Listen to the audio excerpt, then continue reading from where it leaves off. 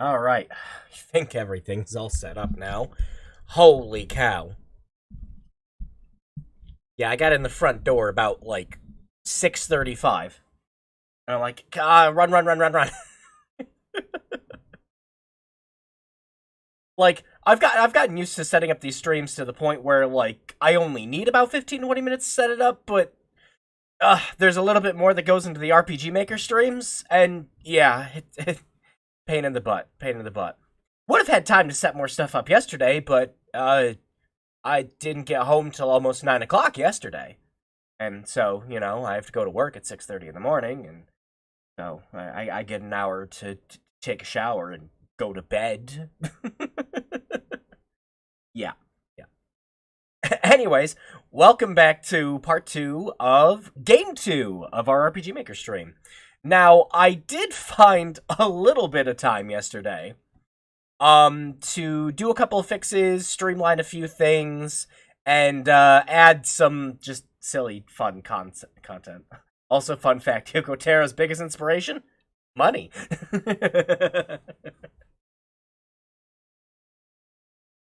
Listen, Yoko Tara, we love you. We need you to make a near mobile game. Can you do that for us? Yeah. Maybe 7 figures later.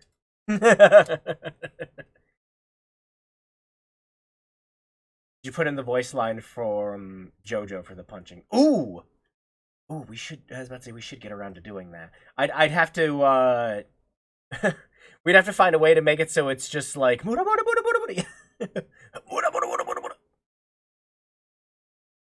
But I did put in a couple other things. Streamlined a couple stuff, and yeah, let's just get right into it. Same as last week. Let's not waste too much time with the before stream preamble, because we got a lot of work to do and only 4 hours to do it. So go. All right. Oh yeah, and let's get the music going. Dear Lord. Music? There it is. Jeez.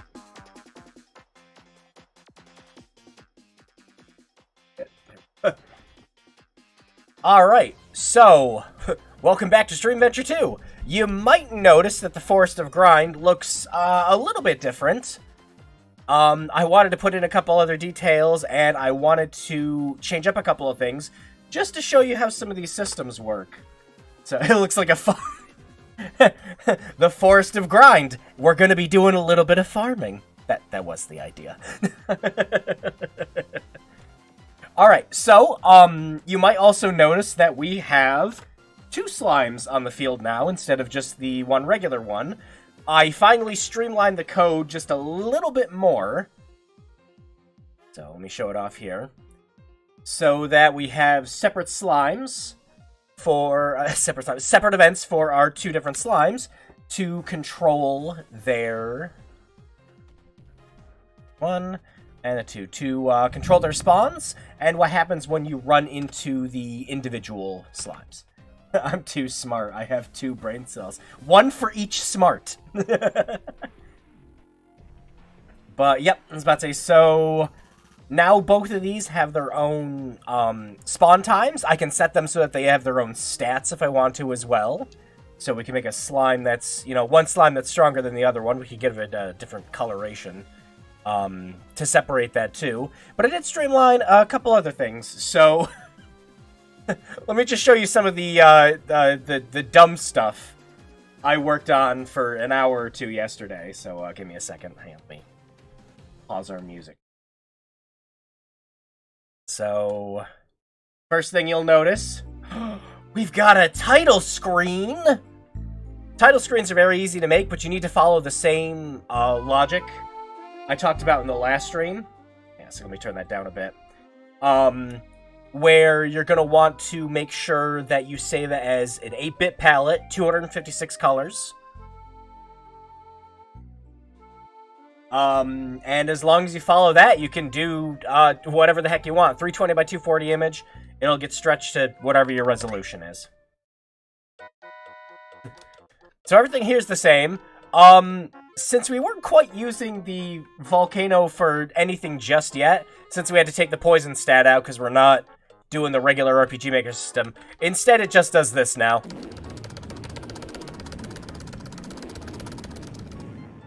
Yeah. Every time you hit enter on it, it has a 10% chance to play the fart with reverb at a different tempo. Alright, you'll notice in the bottom left-hand corner, It's not fully implemented yet, but I did start working on a UI to show our HP and our Dogecoins. That is... It doesn't function. It doesn't do anything yet. But I wanted to put it in there just to gauge where exactly we'd need to put the numbers, specifically. You might also notice there's a couple black bars above and below the indicators. I had an idea, since we're doing an action RPG for this. I had a really stupid idea. What the heck happened to my window? Hang on. There we go. I had a really stupid idea to make it so that every time you got a kill, it would charge up a meter.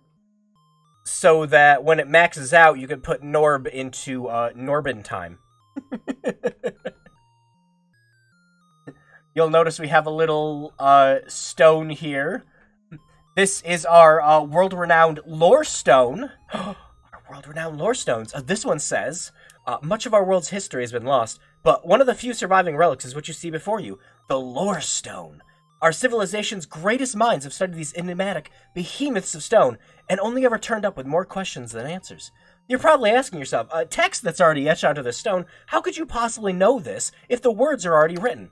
Well, you see, I'm trying to reach the word count in this essay I'm writing, and now the text cuts off here. Don't worry, I'm hiding a bunch of dumb, really, like, there's some dumb, stupid secrets you can find while I'm working on this, too. But for now, I'll show you that we now have two working slimes. They're both, as you can see, they're both moving independently of each other. They're also no longer coming directly after the player. Oh, one of the other things we'll do, too, is say your character's over the HP and coin indicator like this. We'll put in something that makes it so it fades in and out when you walk over it. To do that, we're going to intentionally make the map small, though. Regardless, combat's still the same as before. We got a slime escaping!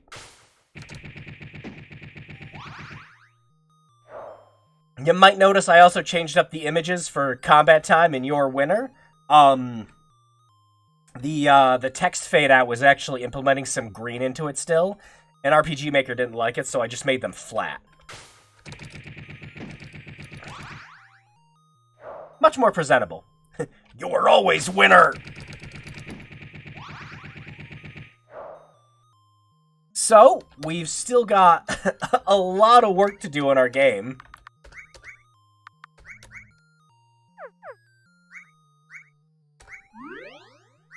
But, just to track our stats right now, we still have our little stat radar thing here.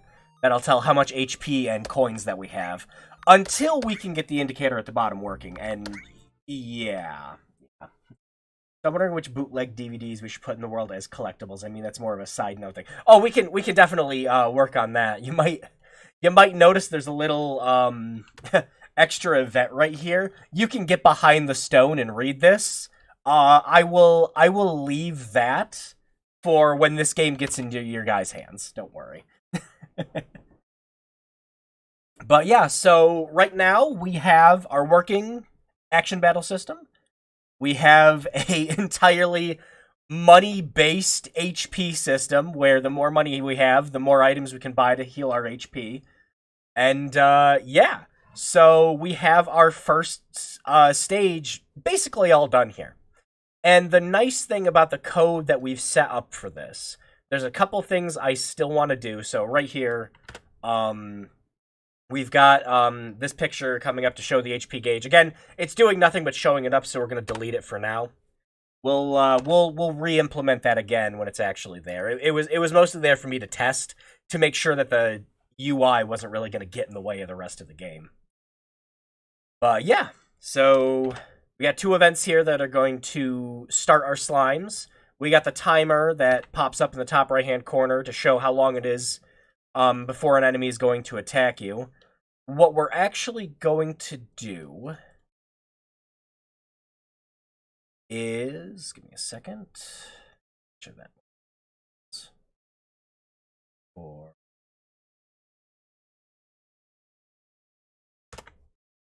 Oh, these ones. And yeah, this was the one for when you're getting attacked. Hang on, we got slime.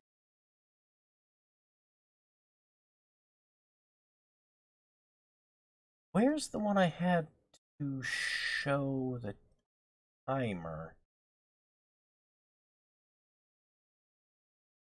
Getting all sorts of confused now. I moved some of these around, and yeah, that's just setting the timer. We need the one that starts the timer. Oh, geez, hang on, music. Don't mind me, little scatterbrain today. All right, hang on. Did I? No, we're just resetting the timer. Yeah, the other one should be gold too.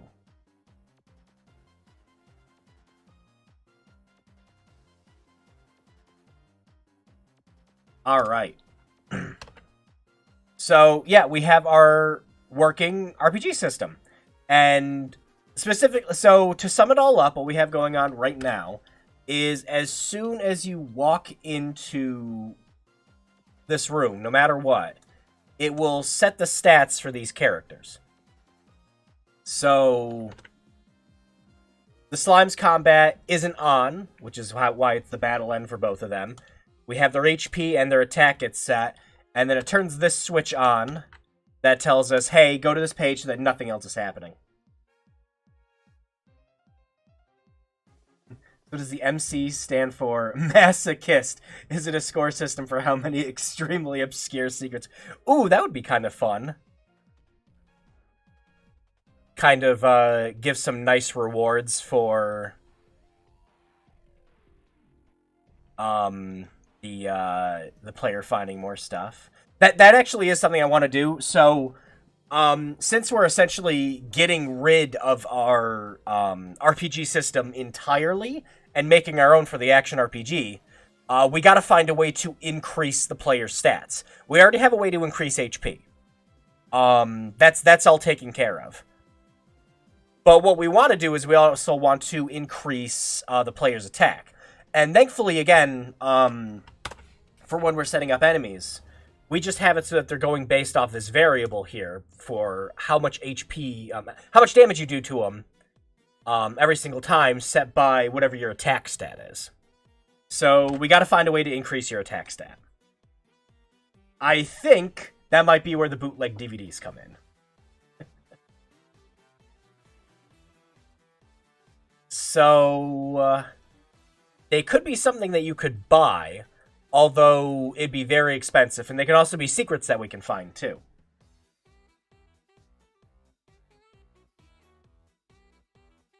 All right. So yeah, we essentially got our first map all set up. We do actually have to change up the shop a bit though. Currently the shop is selling 2 items that just don't work. So we got to get rid of those. And then again, with RPG Maker, you always want to make sure you're checking everything. We just deleted these 2 items from her store, but we only deleted them from this first page. Remember that this page only pops up the first time we talk to them, and then it'll move on to here to say that we've already talked to the nun before. These will have their own 2 different shop processing, so again, make sure that you're removing the 2 items from this too. It's always a good idea to have a notebook handy to keep some of this stuff written down, so you're not mentally having to try to remember everything. But since we're making a very simple game, we don't really have to worry about too many complexities. Really, we kind of got past the most complex thing we're going to deal with, and that's making our own combat. Alright, so let's move on to something else. What should our second area we have to visit is? Should it be a dungeon that we have to go into? Or should it be kind of like another grinding area?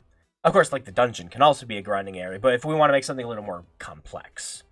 Oh, speaking of complex, let me show you something that you can actually do 2003.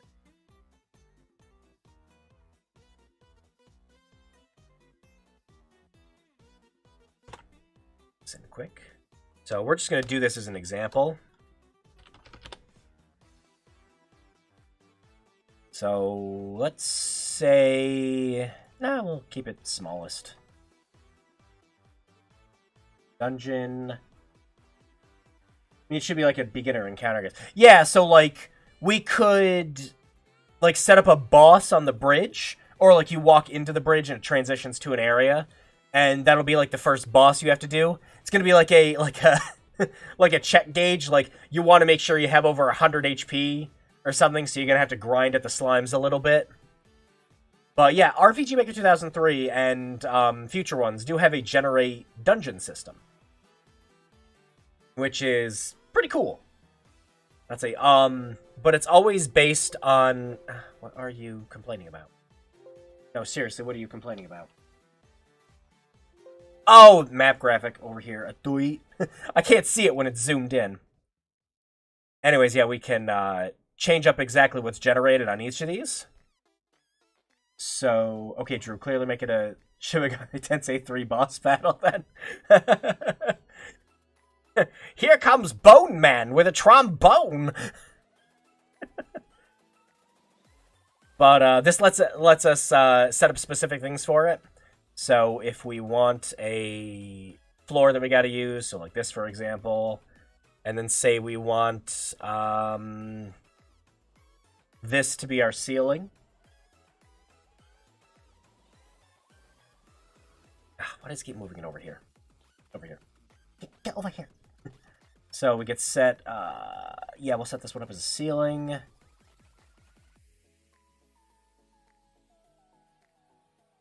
Wallow. Actually, we should. Oh.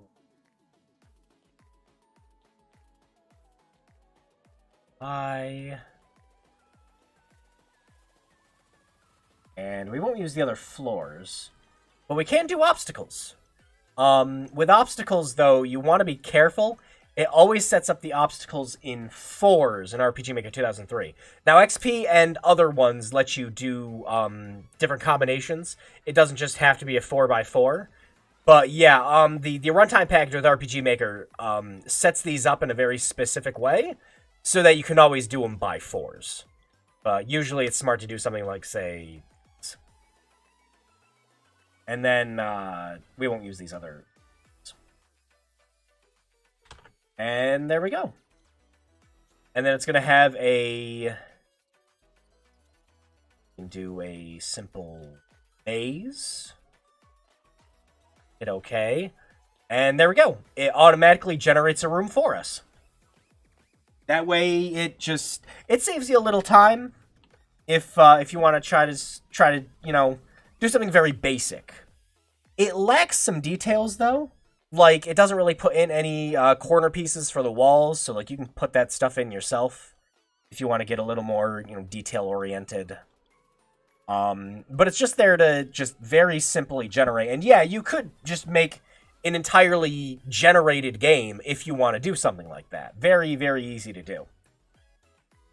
And in fact, if you really wanted to, you could have it generate a dungeon every single time. So you could make a completely, you know, like randomized experience every time you walk into a dungeon. Very cool, very cool. Very, very simple to use, very easy to understand. Again, if you're trying to make a game in a rush, this is the way to do it. But yeah, so we'll add a couple little easy flourishes. Put that wall type there, since that's standing by itself. And yeah. So we can have something like this just for an easy dungeon. But yeah, why don't we work on a very simple boss fight? So, alright, so the story for our game is that we're going after Don Matrick, right? So what should our first boss be? I know you say you should make it like a Shin Megami Tensei 3 boss battle, but like, it's gotta be Don Matrick Xbox related. You know, back in ye olde, we have a system for people who want to play offline. It's called the Xbox 360 days.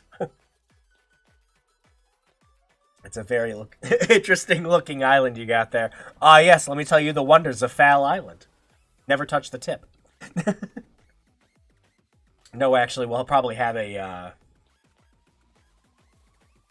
some dumb secret boss or something if you decide to. a green axe. Just a big green axe. Alright, what the heck is going on with... There we go. Jeez Louise. Trying to figure out why the heck none of the music was shuffling. First boss battle should be John Halo. John Halo... mix both of your guys' ideas. It should be... it should be Master Chief, but his head is just replaced with an Xbox logo. We could do that. We could do that real easy. I'm thinking real hard. I'm not the best at Xbox lore.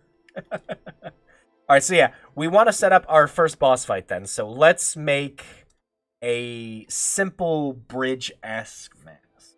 Let's see. We'll just call it Bridge 1. What tile set would work best for a bridge? Let's check quick. Or video game devs and such. I mean... Don Matrick was... I mean, he was a software designer, but, like, developer, I don't... It's tough. It's really tough. The guy was more fond of, like, celebrity interactions than he was anything else. Binks the crime cat. Poor Binks. We might actually be able to take advantage of this chip tile that comes with it. Yeah.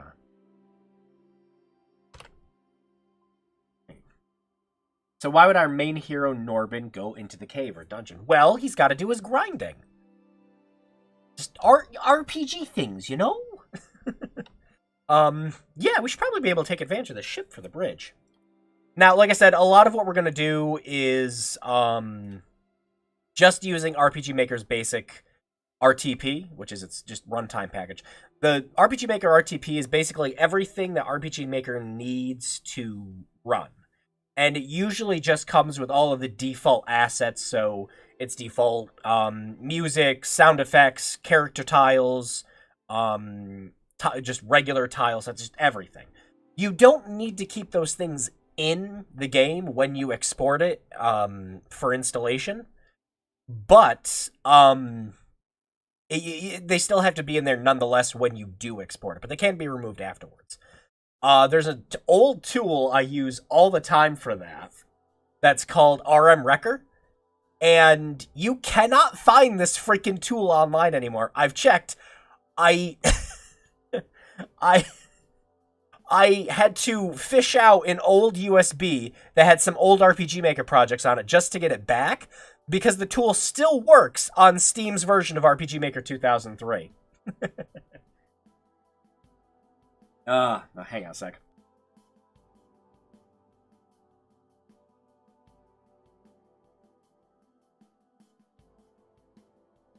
There we go. But RM Wrecker has a very handy utility called Purge, where it'll go through your project files, look at everything that's not tied into an event or a tile set, and it just removes it from your project.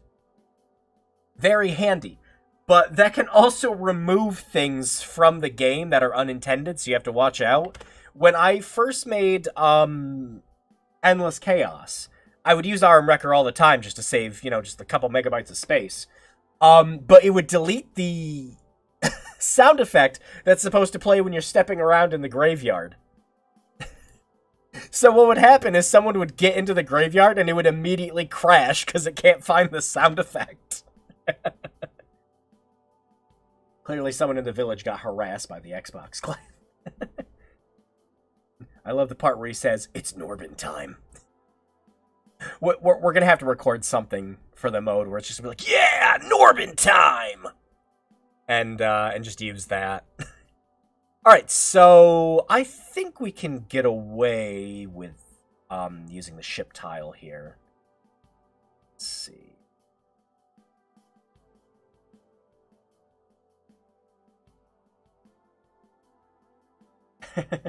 RPG Maker, the tool for every aspiring 14-year-old in the mid-2000s who wanted to make a game but got bored 10 minutes in when they realized it would take actual work to make a game. Literally everyone. Literally everyone. Like, I've been on and off with Endless Chaos forever, but I've never given up on finishing it. Like, I'm still working on stuff for it right now. Mostly, I've just been working on music, writing up a bunch of stuff for the script, and a couple sprites. Because I'm still trying to come up with with how to do a first-person, dungeon crawl RPG system in the game. Like, correctly. Originally, that's actually how the whole Pumpkinhead level was going to play out, so I have stuff written up for that already. But I never got around to doing it, but we're gonna do it now.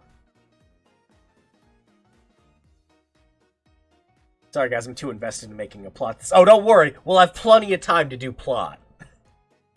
Alright, and then let's see what we can get away with the ship tile set to make something that kinda resembles a bridge. Let's see. It ain't gonna be pretty, but it is going to work.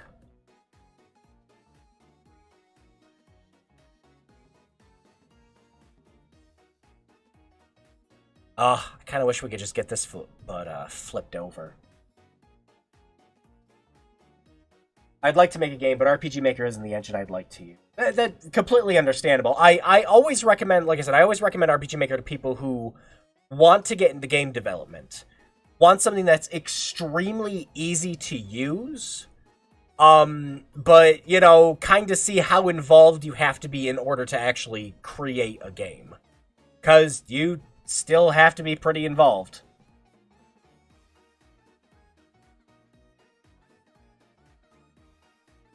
We might...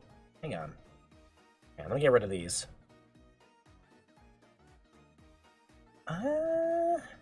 You know, if we kind of add some railings, we might be able to get away with just this. You could recreate the cargo ship that got stuck in the canal 2 to 3 years ago with a shipment full of bootleg Xboxes.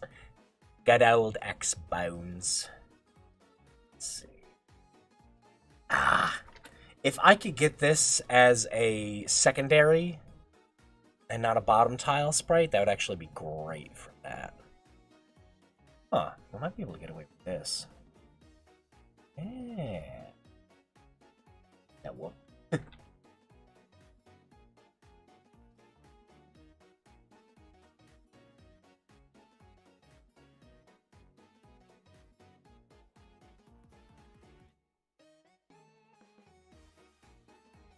That could work. Could also just use these two, I suppose. Yeah, this bottom one really isn't...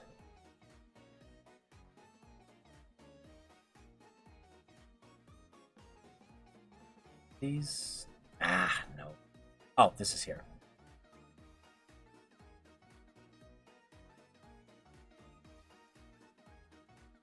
Perfect. Really mad at my Xbox One S recently. I didn't want to boot up my 360 games. Turns out I had to update my Xbox again, and only then was I allowed to be a good... Yeah, that's... yeah. And not only that, like, some games need, like, with their backwards compatibility, there's a specific file you need on the system in order to download it, but, yeah, that's a big pain in the ass. Alright, well, I mean, it's a little cheating, but it does work. Alright, so...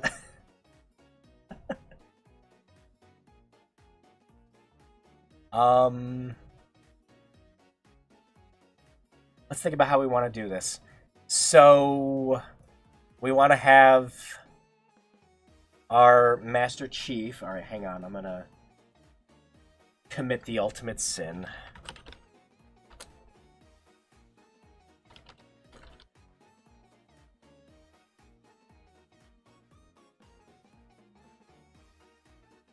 That won't go in an RPG Maker 2003 though.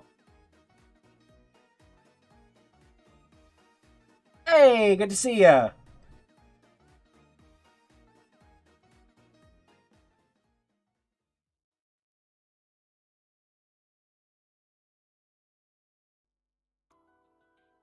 Yeah, these ones are just a little too detailed.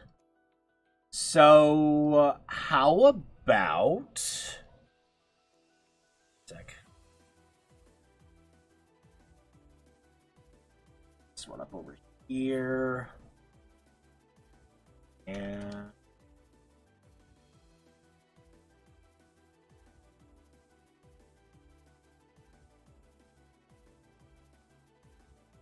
I'm gonna see if maybe we can make our own. There's a lot of crunching we'll have to do, but I think it might be time to finally open up a sprite.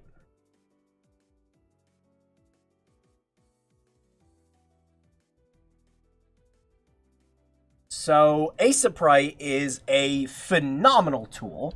I would highly recommend picking this tool up if you ever want to get into doing any kind of RPG Maker, or just sprite work in general. This is one of the absolute best tools to use to make not only sprites, but sprite sheets. So, what I'm going to do quick... Hang on.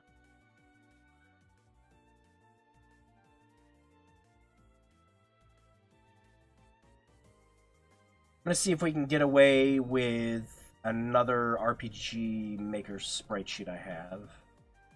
That's part about explaining why Red Dead Redemption 1 didn't boot to my dad. Didn't go well because he didn't understand. Video game console need to do update. Sucks, I know. The 64 didn't need to do updates.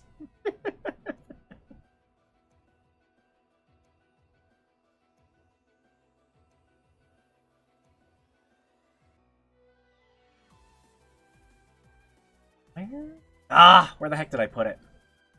I used to have a big repository of RPG Maker 2003 tile and character sets, and I'm having a hard time finding it.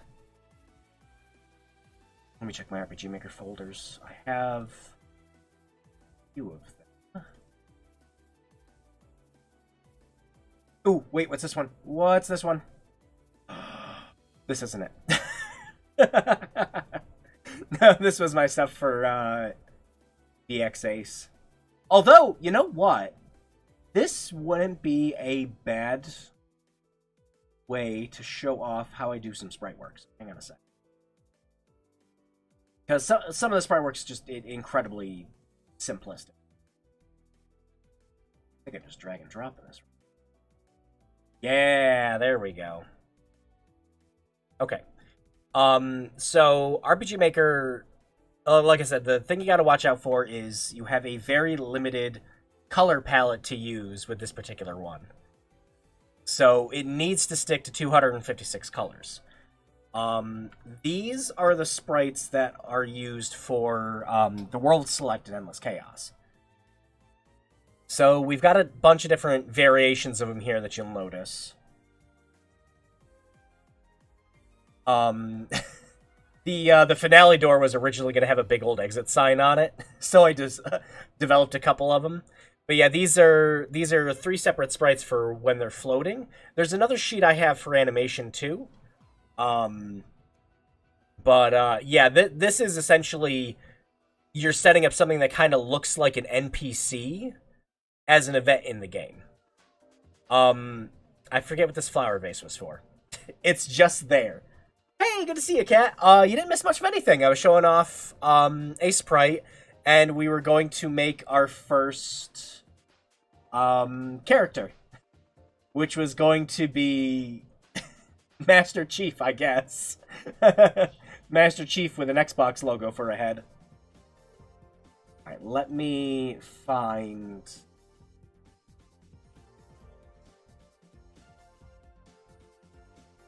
John Halo.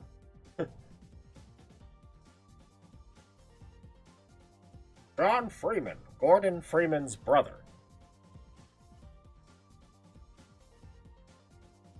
Alright, I might have to see if I can pull something from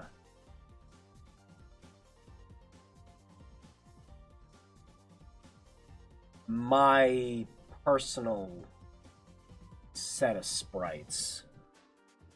Yeah, these are more Endless Chaos sprites. Specifically, this is the sheet used for the ET level. So it's just using these in this. And when you die. Master Chief, does he start out the game dead with 343 points of damage? That's perfect. That's actually just enough HP to make him a challenging boss fight cat. Oh, we gotta do that now. But, yeah, let me see if I can find the... I had, in my collection of sprites, I had one for, a, like, futuristic armor set. What is this? What is this? Hang on. Okay, I know I spent one day just, like, downloading a bunch of sprite sheets, but some of these are, like... So, like, Final Fantasy VI Moogle, just, like, some DBZ-inspired things, a really bad-looking Raichu, and a buff fucking Moogle with Kate Sith on it. This one's great.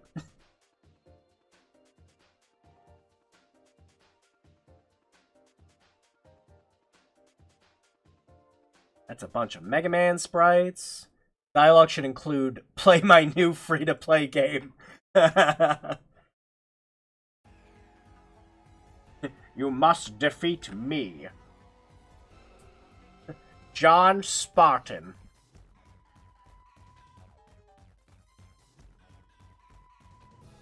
Oh, this is old. This is old shit. Oh my god. So... Holy shit. This is the first sprite sheet that I did, for Endless Chaos. This fucking sucked, okay? The colors on the pants are completely off. The hair color is changing on some of the sprites. The back of the pants look completely terrible. Oh, get this out of here. Get this the hell out of here.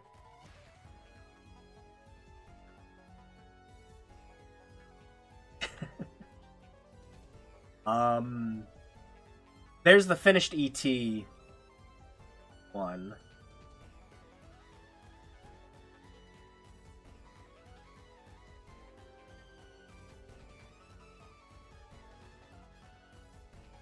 ET? Oh yeah, one of the levels you play in Endless Chaos. We gotta have ET in the game. One of the levels you play in Endless Chaos is I remade ET in RPG Maker. Oh, perfect! Perfect, I found one. Alright, this works, this works. Okay, so I have a Armored Knight set. So literally all we're gonna do is we're gonna paint this green. And go from there. Awesome, awesome, awesome. Which one?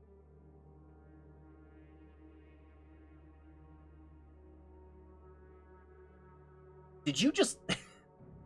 Why would you do that? There we go. Okay.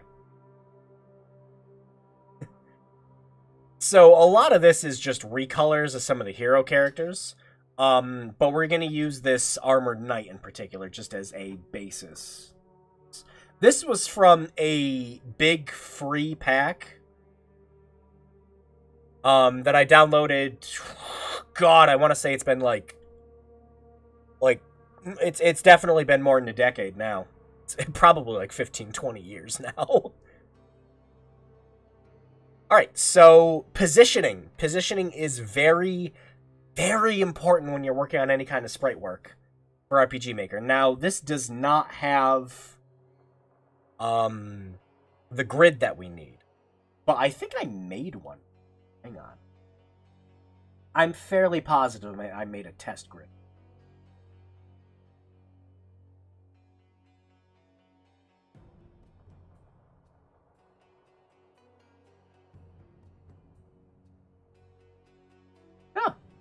Well, it's not in this folder. It's probably in the Endless Chaos shit. Okay, so we're also going to need a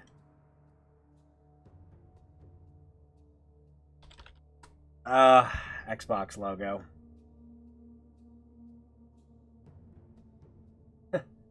Alright, for once I need one that isn't completely transparent.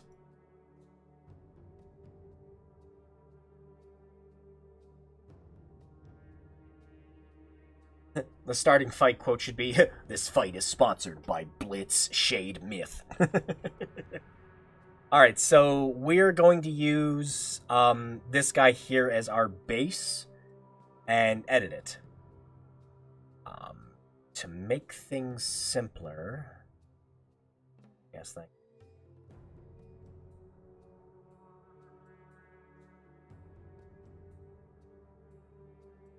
you. Sure.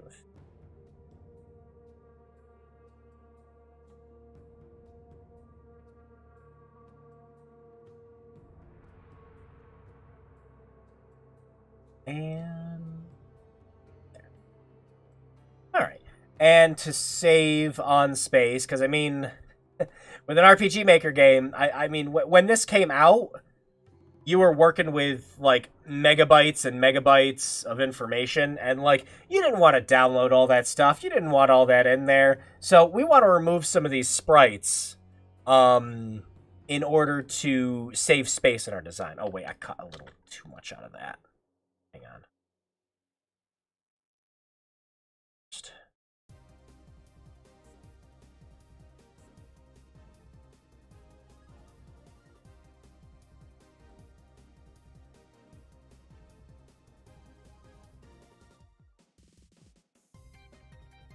Is that enough?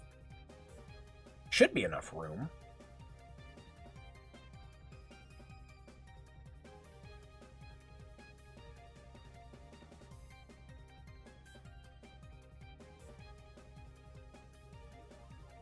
Alright, so we're going to take our little armored dude here, and we are going to find a way to make him a master chef.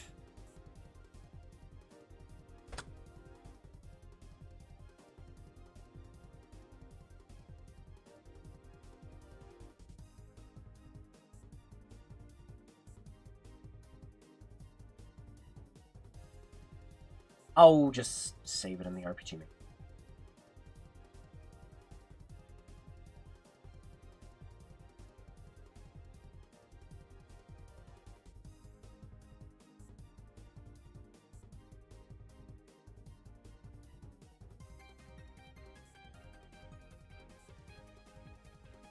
Alright, here's our I need a weapon man.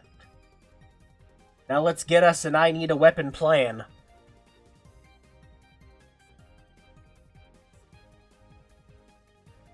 So working with Sprite is very simple. And thankfully, the sprite sheet already knows here that, hey, you're only allowed to have 256 colors in your palette. So you'll notice there's all this blank space down here. So if we need to do make new colors, we can just add them right into here. Very simple to do in this too. All you need to do is just click on a spot, and you make your color, and then you hit this button to add it to the palette. Simple as that. I say simple as that. Oh, it's because all the black spots, yep. Those are all technically part of the palette. There. Alright. Hey, where'd my picture go?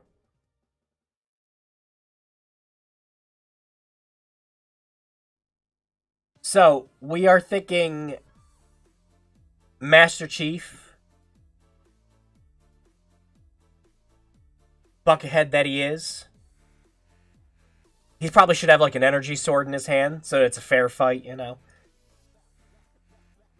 That way he can only kill us in one hit. Alright, so I always find it easiest to start with our center sprite.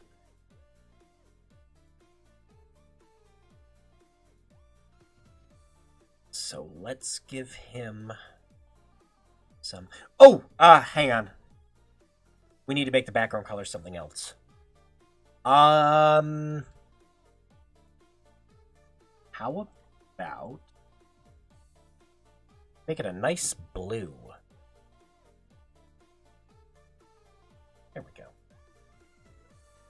Because, you know, Chiefy himself is going to be green.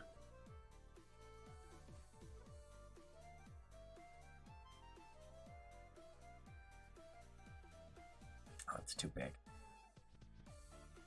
It's still too.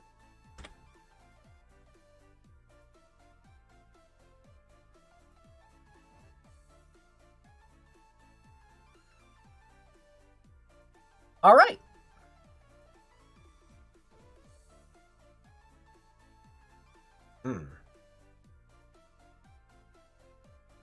All right, we should add in some greens. Mostly stick with some darker ones. That was practically identical. Then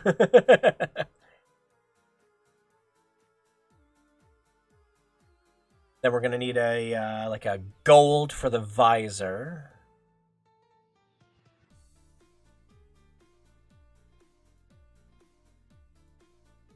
Yeah, it works. Might want another one just for shading purposes.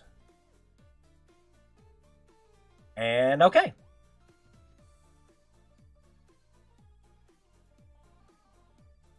Now where's the grid view? There it is.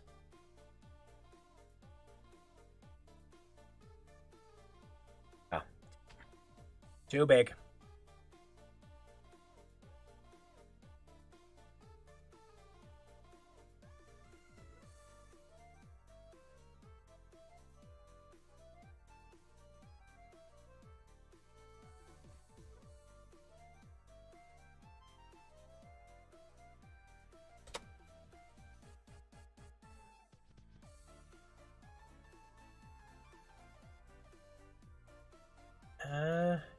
Yeah, we can work with this. All right. After all that nonsense, that told you there's way too much shit that goes into making stuff for this. Let's make our first boss, Mr. John Chief Halo himself, the ruiner of a long-running franchise. I don't know about that, but yeah. I can think of a couple of numbers that fit that bill. All right. So we're going to want to start with a nice solid black.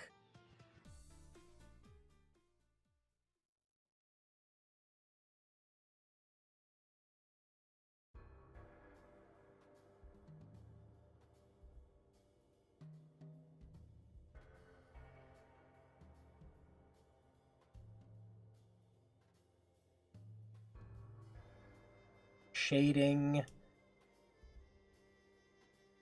Let's make some darker greens.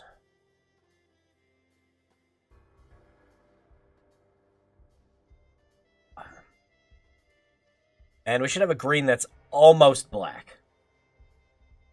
Perfect.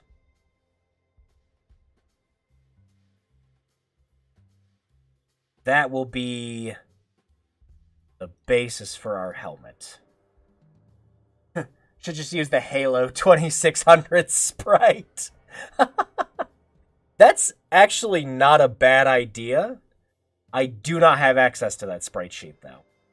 But, I mean, that would work.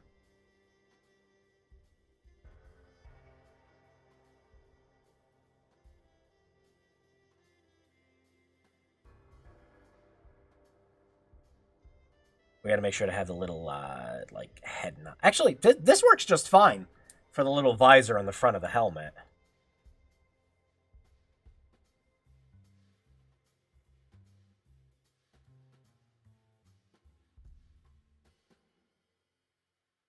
Let's swap the...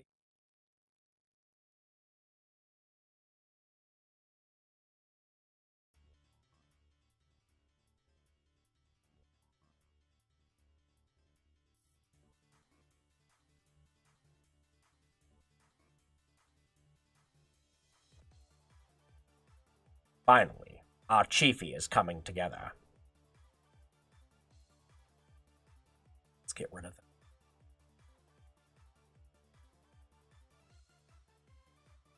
them. Get rid of the little flourish on the hat there.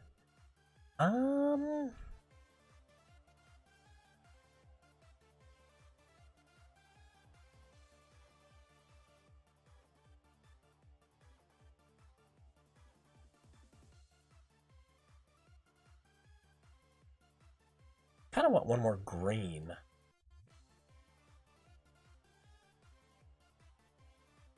Nah. This looks like the Link to the Past randomizer. Yeah, we're just gonna make our own little Master Chief sprite for it.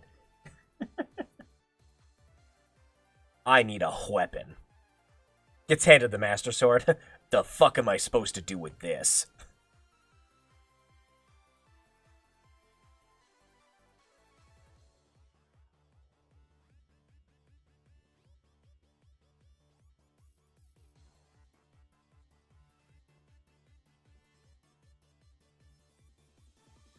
Alright, we can get rid of this little sword on his back.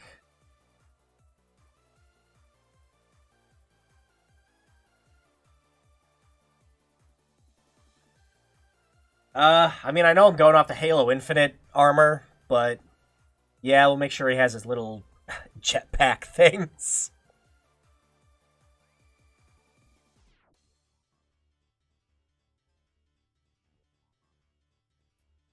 And then we'll just change up the color on these.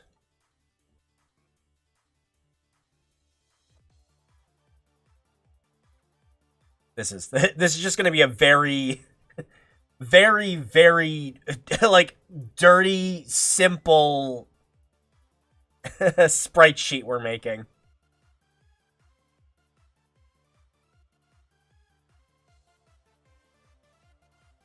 Not my proudest work, but it gets the job done.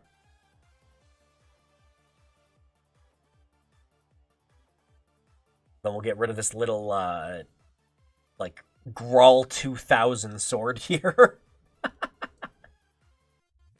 Kind of afraid of making sprite sheets. I wouldn't be terrible, like, too intimidated by it. There's lots of reference work out there to use. Lots of people do not mind using their sprites in the RPG Maker, like, unless of course, you know, they're selling them or they ask to give credit, things like that. Obviously do that then. But like this pack I have here, I like using it for reference work. Because a lot of this stuff, the author of it's just like, oh yeah, you know, go ahead and use it. And I kind of just use it as a baseline to make modifications.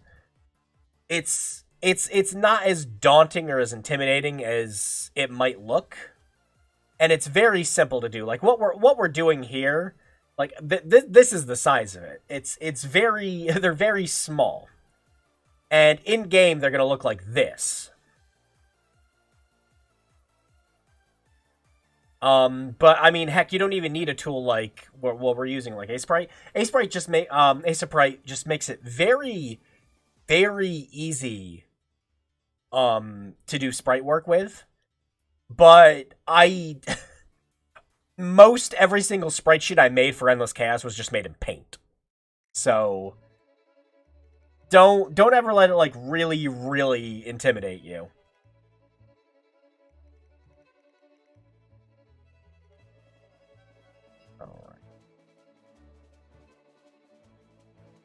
I was trying to place what the song was. I'm sitting here like, why do I have some like funky hoedown music on my computer? I'm like, oh, this is when you're doing like a big fish catch in Spirit Fair. Alright, the neck part still has a bit of gray on it, so we'll keep that. We'll be getting rid of like the like poofy armored pants segment. Let's do that. Cut the edges out here.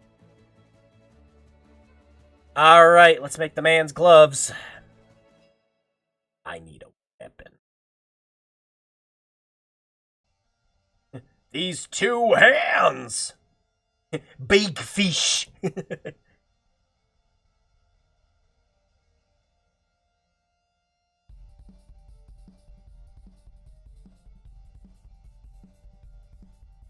Alright, the tips are... color. Also,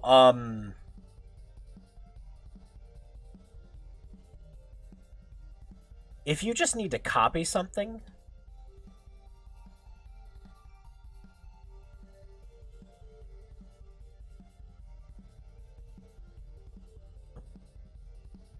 That one up. There we go. Sprite makes it very simple to copy and flip things. So we can just copy this, paste this.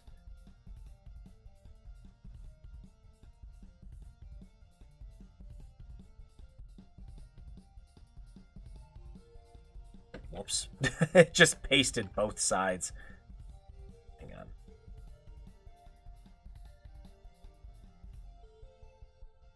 Fighting me? Are you fighting me to move? Don't fight me. There we go. So yeah, if you need to do both sides, it's very simple to just, you know, flip things horizontally or vertically when working on sprite sheets. Alright, so we just kind of need to finish up his bottom half, and we'll have a front-standing sprite for him. Alright, we gotta get the big chief feet in, though.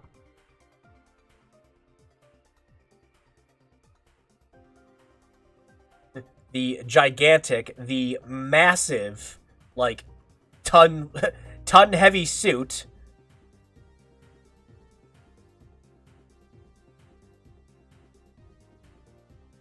I always imagine there's that, like, that scene in Iron Man 2, but with Master Chief's voice, where it's like, somebody asked me how I pee in this thing. Like that.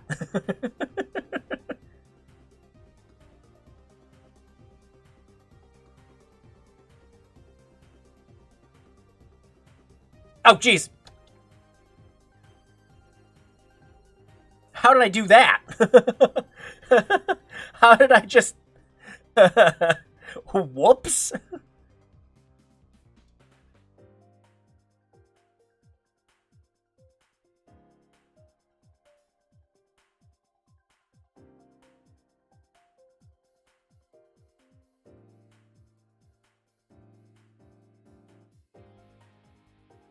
Alright, we're gonna want a little more lighter shading around the knees for the pads.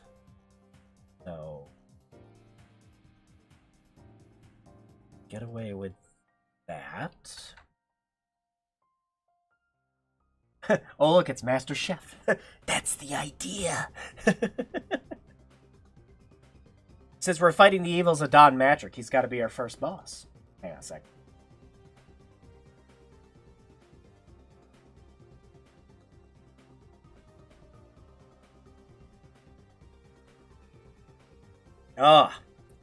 Apologies. I am still miraculously blowing my nose. Like, I don't even feel sick anymore, but it's been nonstop all season. It's terrible.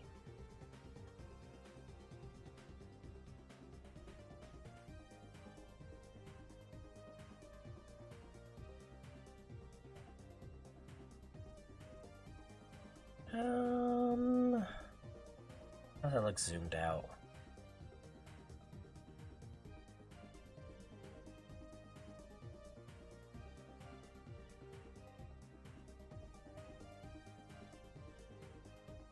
Yeah, that looks okay.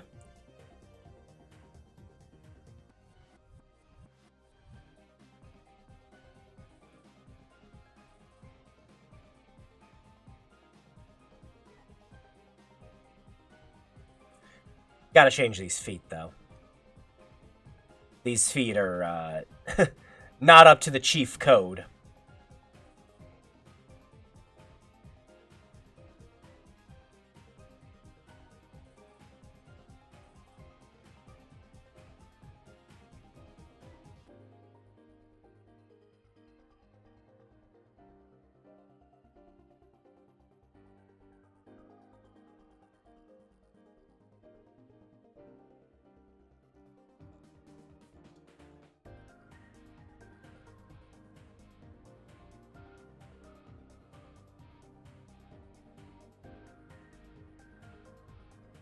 I was kind of hoping I could double wide them on both sides, but not really.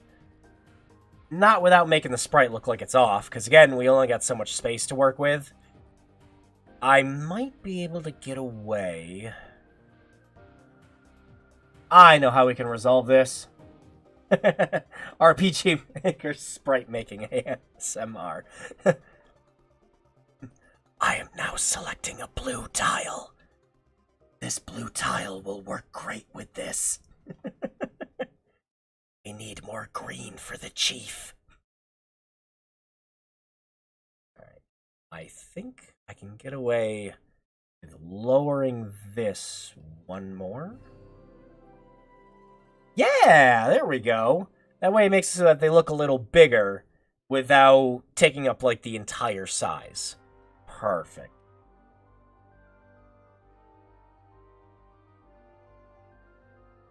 Alright, and we're going to want to make these lighter color down here.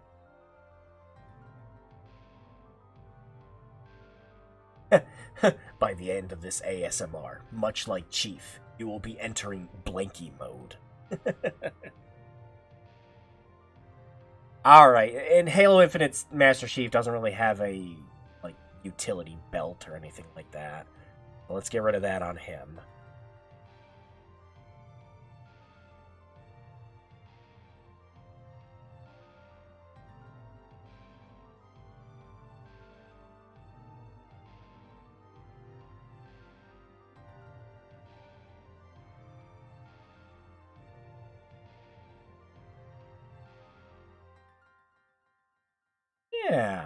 Yeah, I kind of like that. That works. Kind of looks more like a, Master Chief Power Armor edition. But, I'm a fan of it. That works. And we've still got, the rest of the sheet to go. Here's the great thing about RPG Maker. Unless you're going for something very specific, like when I did the, sprite sheet in Endless Chaos for wearing the Persona 3 outfit, you had to make sure that the C's bandana is on the correct side. But thankfully, you technically only ever really need to do 2 sprite sheets. Like, you really only need to do 2 sides. You need to do a front, and you need to do either a left or a right. Because you can take a lot of this front sprite here with RPG Maker, and you can just paste it on top of this and make a couple quick adjustments. And it's really like nothing else is entirely different. Unless, we're working detailed like this guy here. But we're not going to worry too much about big details. We just want our chief. Oh, there we go. Our very basic Master Chief. Now, of course, we need to make sure he can walk.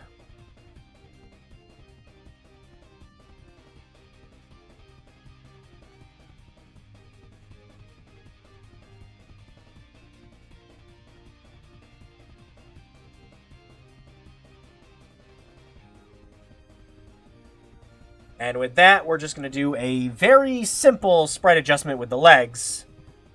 So we'll base it off this line down here. And really, you can just kind of cheat with this. Like, honestly, with A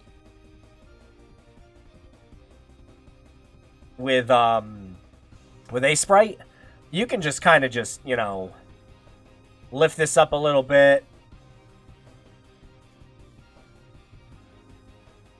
We'll grab our blue, erase a bit of this here. Now, we do, for effect, need to move some of these colors still, just to make it look like it's still, an active walking sprite.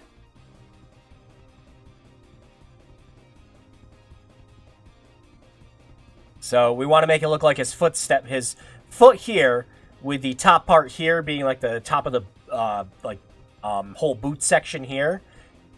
We want to make it look like it's stepping back. So the easiest thing to do is we kind of want to do it at an almost diagonal angle. So we can do this. Grab our darker color here. And give it a bit of a diagonal look like this. And then we're going to want to color the bottom tip of the boot. Example, get away with this. Oh, it's got to be a little darker than that. Boots in the back.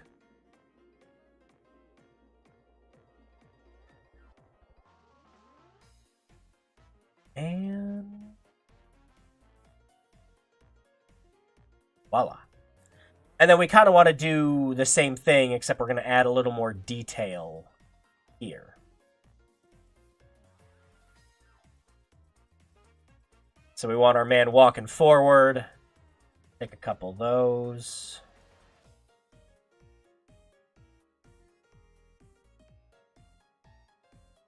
And now we got to make it look like this foot is stepping forward. Easiest way for us to do that is, again, we want to make it look like we're extending the sprite out a little bit. So we'll focus on lighter colors because it's going to be out in the front. So we will see about getting away with this, like, nasty...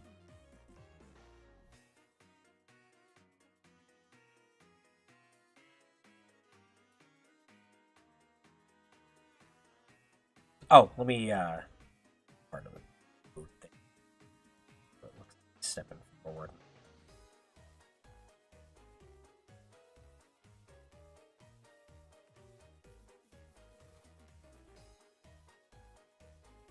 Ah, dang.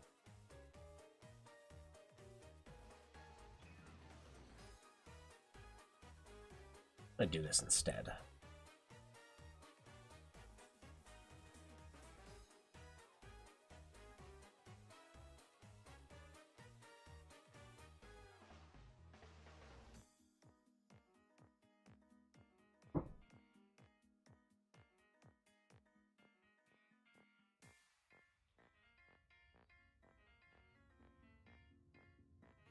And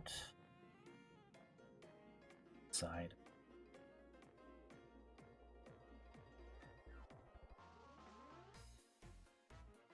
There. Now we're gonna readjust the colors on there because, again, we want it to make it look like he's walking forward.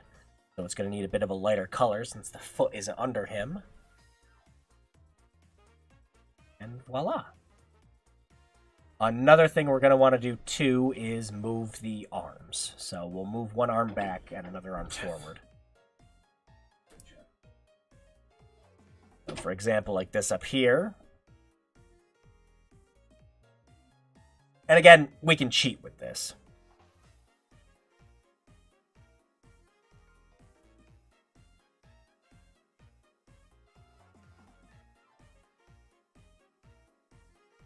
Hang on a second.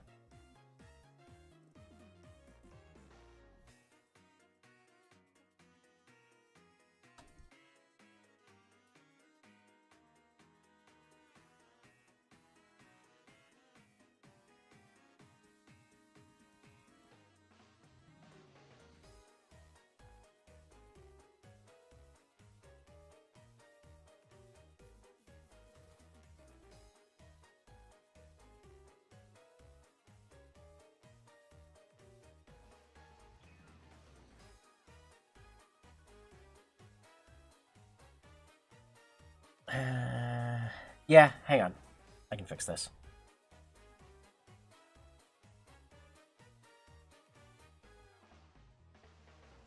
There. Now we can extend the other arm out a little more. And again, we're going to cheat a bit.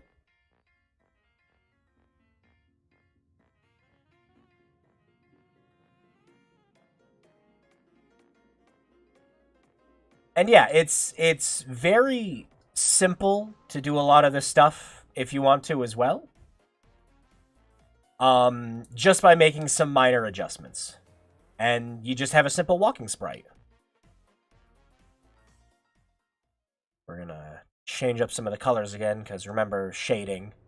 The one arm's gonna be up front a little more. So we want to make those lighter colors than the other ones.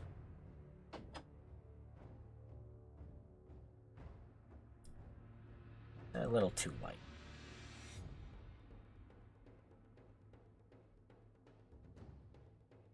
And there we go. We have a very simple chief walking forward. Now, the good news is, we don't have to do the other side.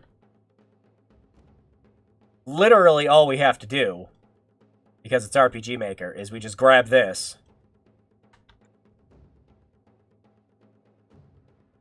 Just flip that bad boy around. That's a bit wide. Wide, Chief.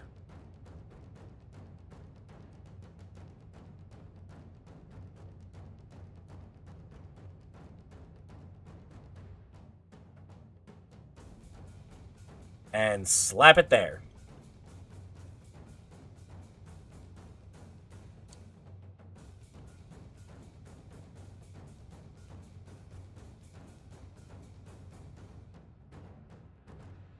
All right.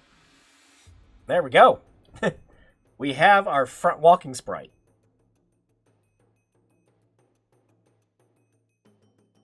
Now, we want to do the same thing, but for the sides. And again, once we do one of these, once we finished one of these up, we basically finished the other one up already. Because we just want to flip it around and essentially do some back details and edit out that, as I was about to say, and edit parts of the helmet. But we can get away with still using these same arms and everything else. Because even the original sprite was getting away with doing that.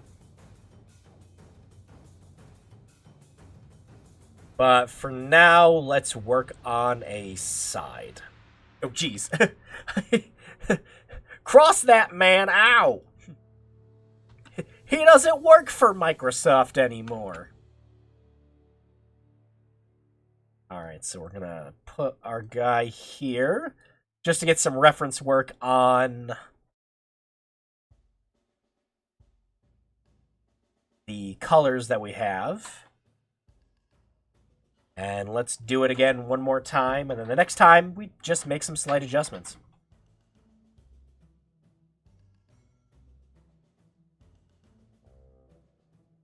Is this a very involved process? Yes. Is it a bit boring? Yeah, also yes. But, I mean, this is just kind of what goes into your everyday making a video game.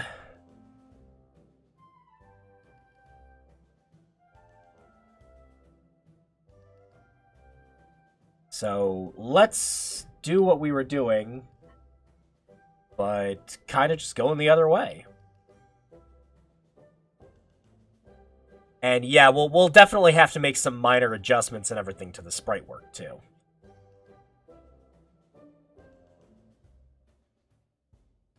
Oh no, I'm making a mess.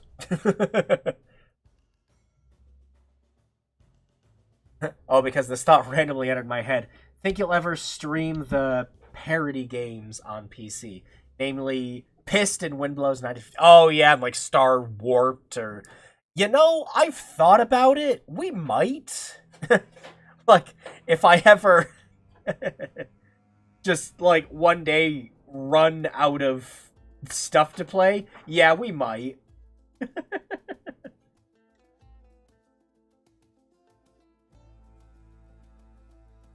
I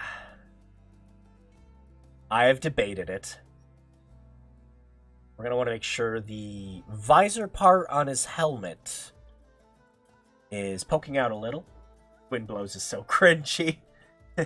Even for the time. Yeah. Look at Bill Gates. He's got so much money. Look at this Steve Jobs guy. Man, those two hate each other. Yeah, no. They really didn't.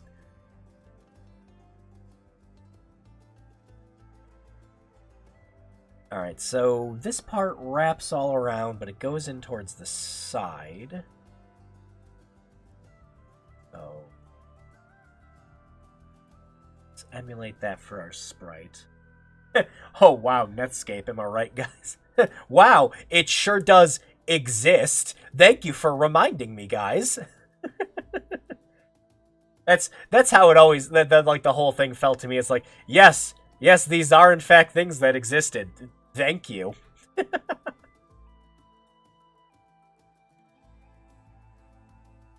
I am so enlightened by your guys' knowledge of PCs and being able to draw up very crude images.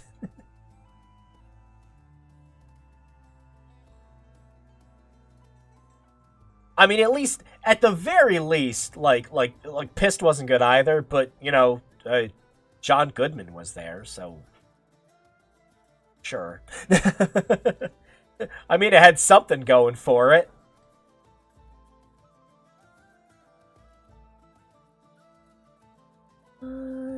No, no, we gotta tail that a bit better. This darker green front.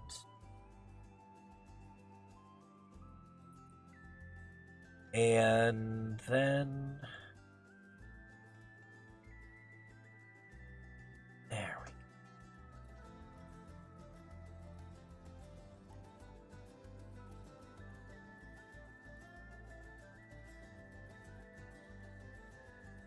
And now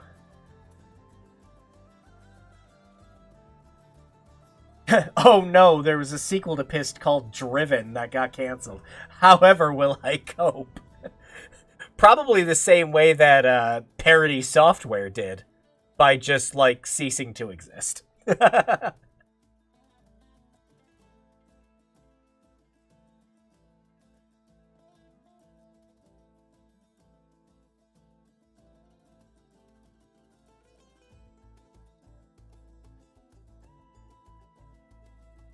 I gotta do the rest of the helmet. Because looking at this, it's just looking like half an Among Us with, like, a green beret on or something. let me let me connect the rest of the helmet from here. Just to kind of go with this, and let's zoom in John Spartan a little. There we go. Master Chief with his green baseball cap. Yeah, that's kind of the fault of me wanting to do the little ends on his helmet right there. Ooh, actually, you know what else would help with this too? Is if I put a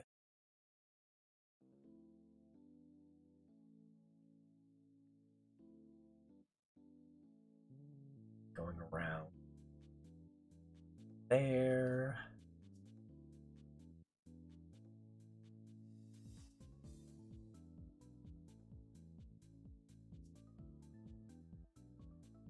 Ooh, hang on a sec.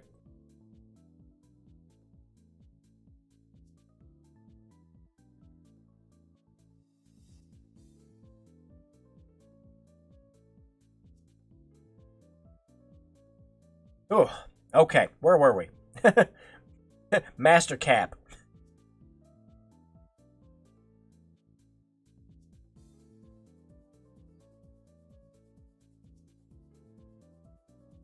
And he's kind of got a little end here. Probably get away with some gray.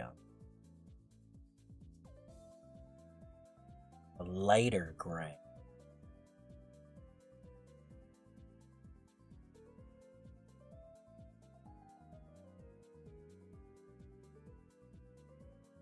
I'm trying not to be too detail oriented, because we'll be here all day if I decide we're gonna, you know, like, really work on Master Chief, and I'd like to not do that. So here we're gonna do a couple quick lazy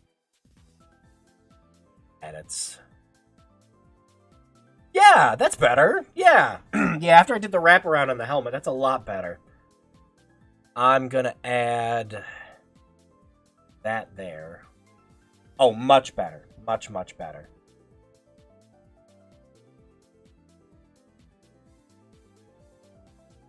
I like it. I like it. All right.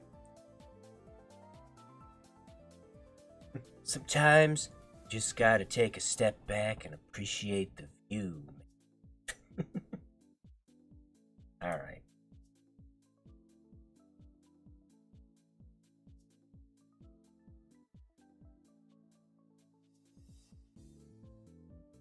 That. He's got the sword on this side. And yeah, whoever worked on this was being a little detail-oriented, because each side's different, which is nice.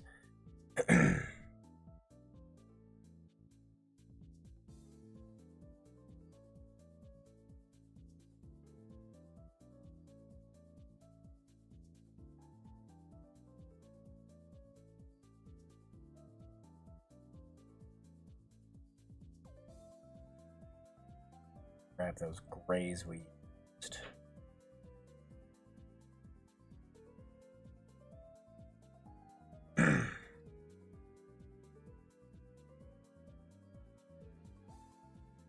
Shouldn't take us too much longer. Like I said, like we're more than halfway done with all the work here at this point.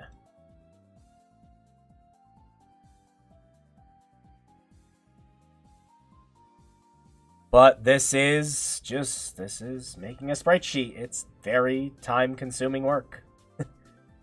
But we're not gonna dwell on too many details. Oh, he needs his little back thing too.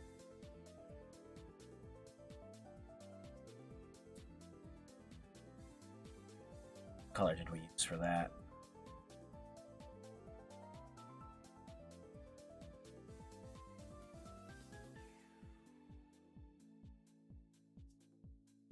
That'll do.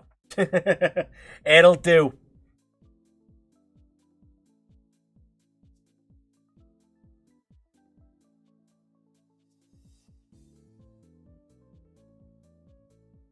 Alright, so we want the front and neck of the helmet there.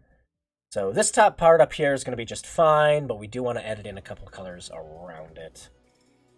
So let's start with a darker around here, since that's going to be close to the arm.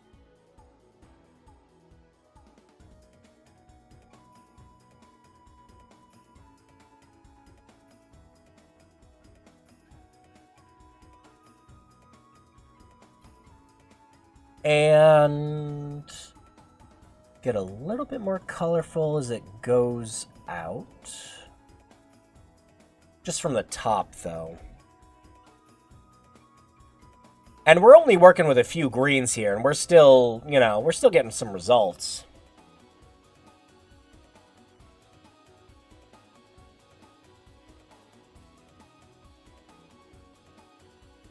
And then we got to get rid of this sword segment here. It's getting in the way of our boots.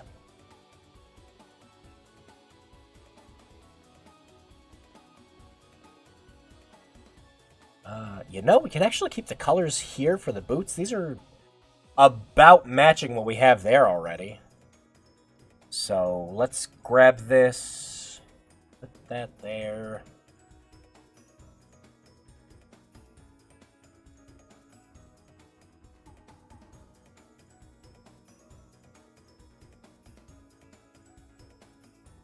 That sword is getting in the way of the other part of the boot.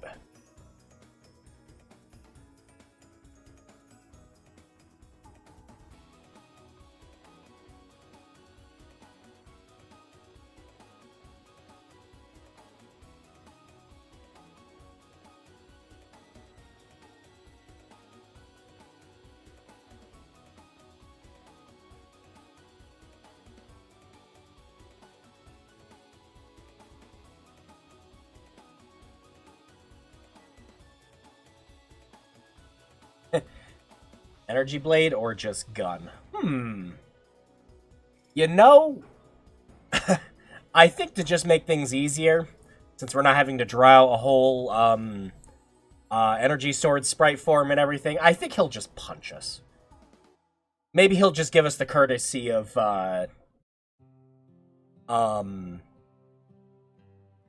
you know, just like, oh, you're a fisticuffs, man. Well, I can fight you with fists, too. You know, like a Liquid versus Snake ideal. No weapons, Snake. 343 had to do budget cuts. I wonder why.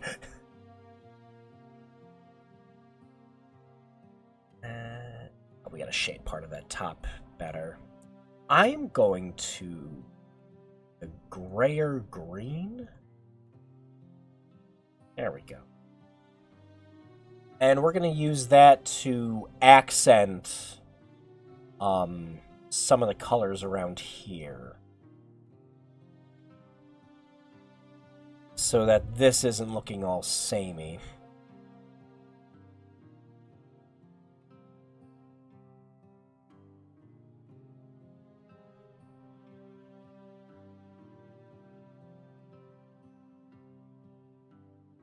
I'm also going to add another segment on here. Now it just kind of looks like he has a beer gut. It's big armor. It's fine. He's a big man. He kills aliens and doesn't afraid of anything.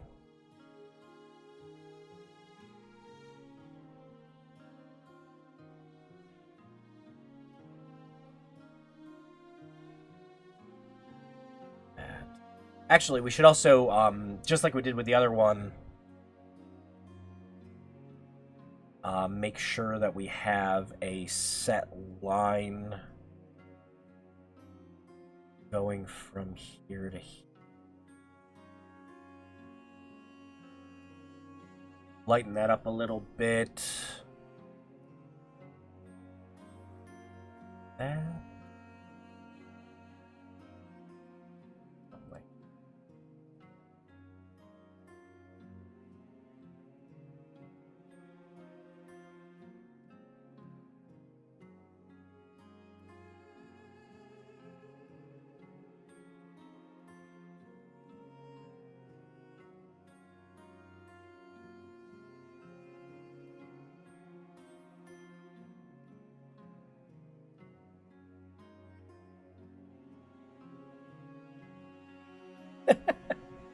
I mean, it's not perfect, but I think it'll do.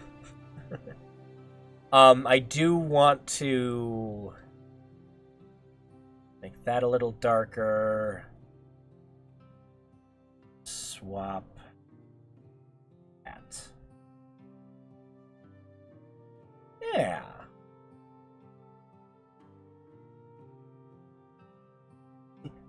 Master Chief, mind telling me what you're doing on this sprite sheet? Sir, walking in 4 directions.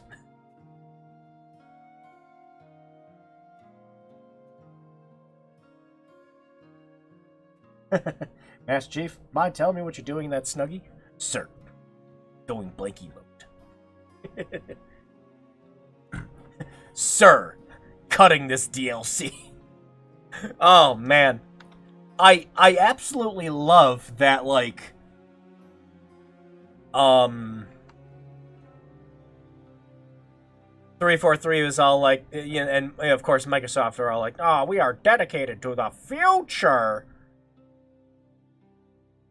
of this franchise, you know, and just like, it's like, oh, and 343 are the ones that do it.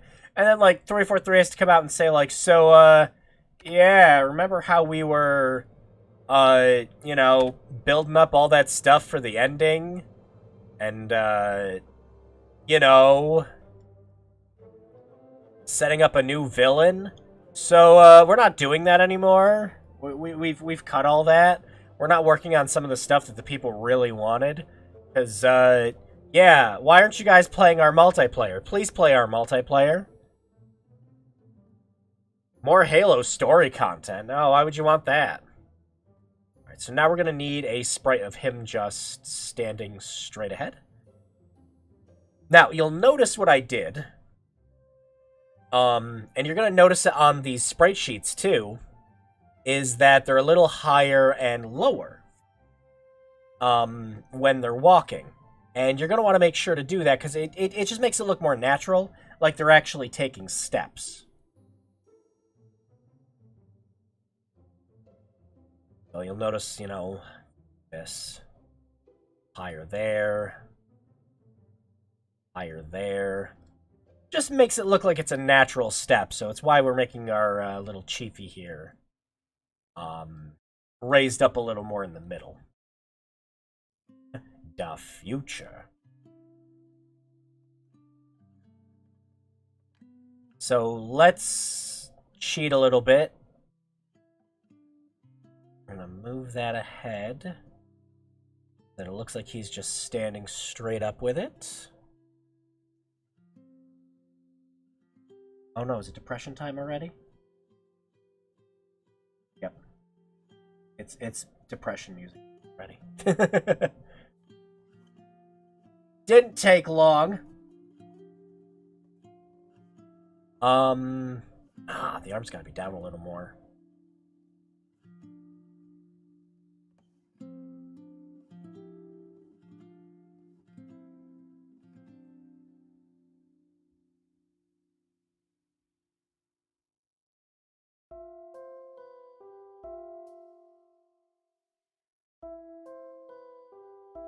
But yeah, we're definitely not doing this sprite sheet with any kind of you know, professional capacity.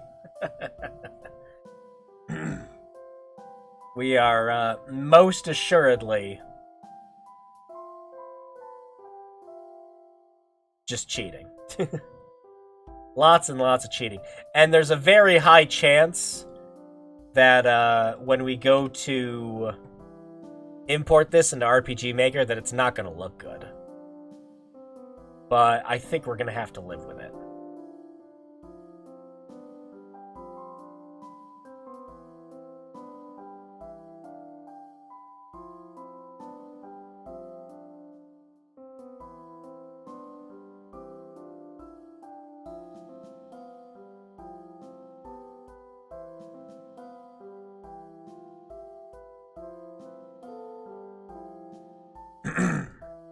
Alright, because this is standing straight up, we can get rid of the line there. Oh, wait, hang on. Let me fix a little discrepancy here.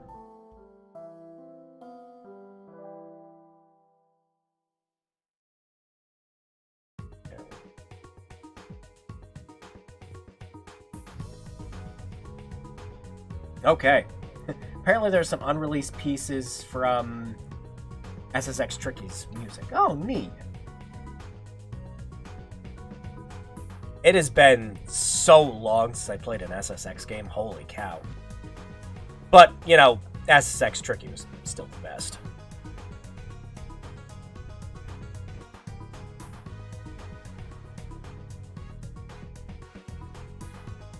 Never actually played that M-rated one, now that I think about it. How was that?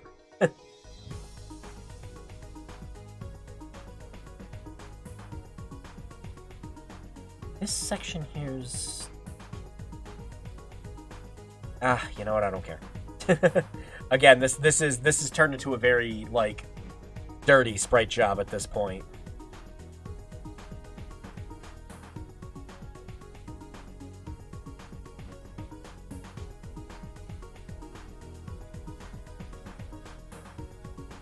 You know what it kind of looks like? Like, from all the way out here? Just kind of looking at it like this and going in like this. It kind of looks like he's standing with, like, his arms crossed. Like, 343. What did you do to me this time?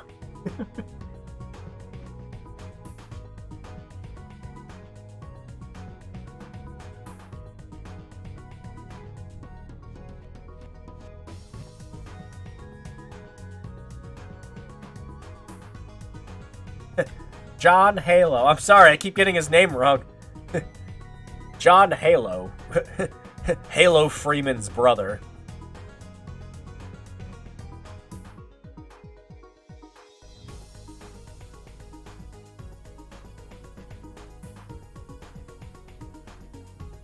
Alright.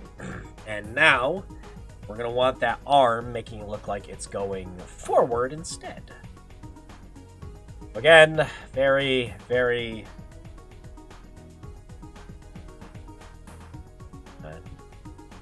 kind of hack this together.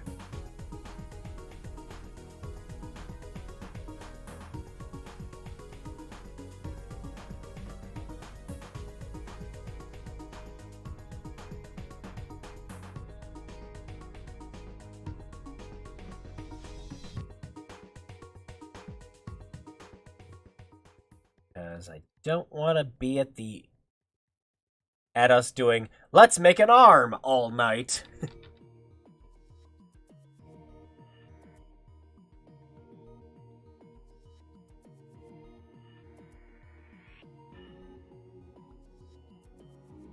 Edit.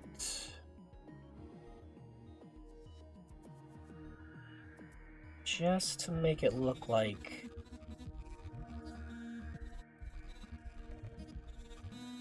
Yeah.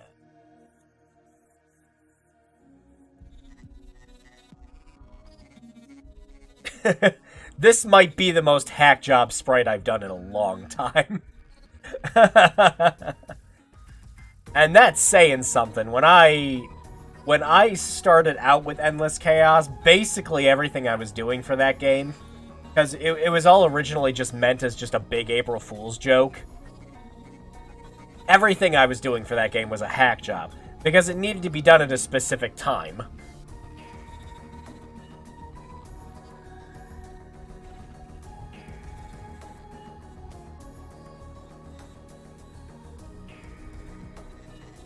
But as I started doing more and more work on it, and we're going to do the lighter colors, because more of the arm's kind of forward-facing.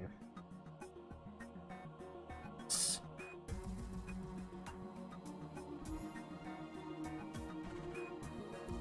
that.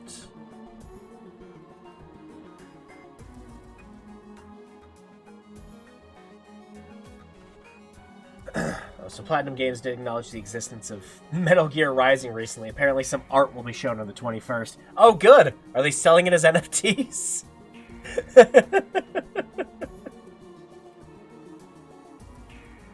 That would be the proverbial nail in the jar.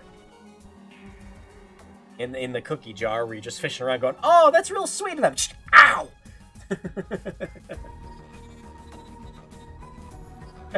You're fired! Wait, I need you. You're unfired. Come here. Parker!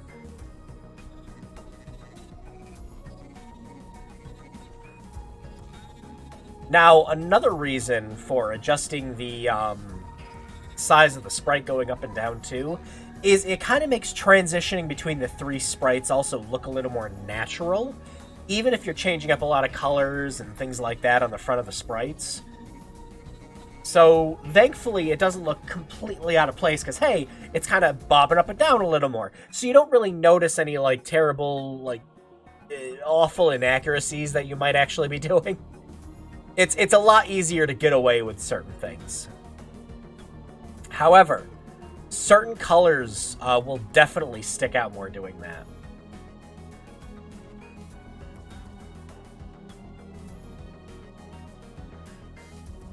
Right, now we're gonna need some feet walking backwards.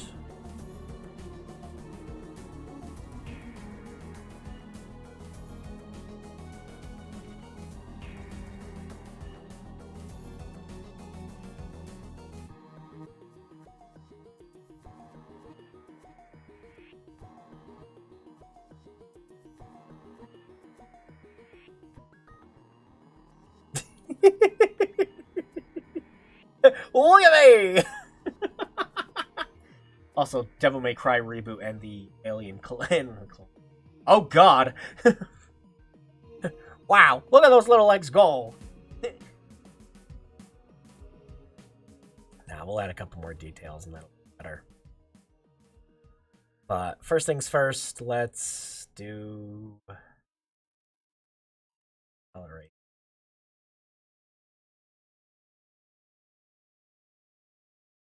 And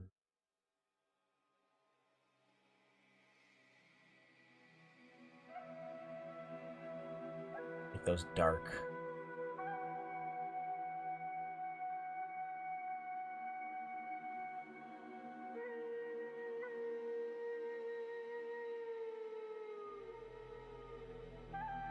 And let's see what this looks like. The back leg needs to make it look like it's going out a little further, and the, the back leg needs to be stepping forward a little more, and the front leg needs to be going back a little. Let's, again, do a little bit of cheating. That's right, we're gonna cheat. Now he's got a little extra stanky like going.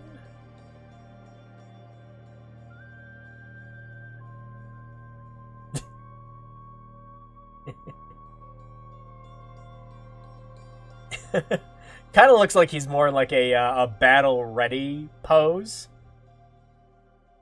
than it is just him walking forward. Yeah, let me make a couple more adjustments. Let me...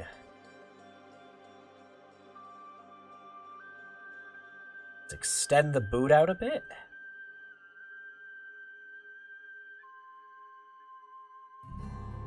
And... lighter gray. Even lighter gray, come on.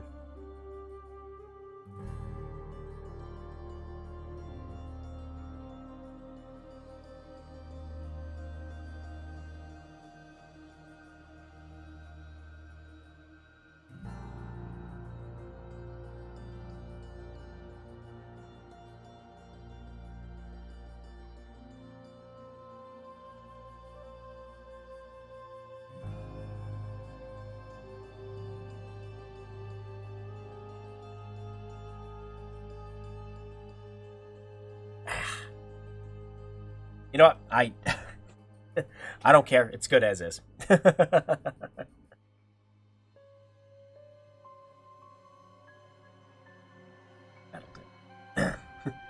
Apparently the guy who cheated had some more info come out on him. Billy Mitchell. Yeah, it was no, it was shown evidence. There was very clear evidence that he wasn't using an original Donkey Kong arcade cabinet.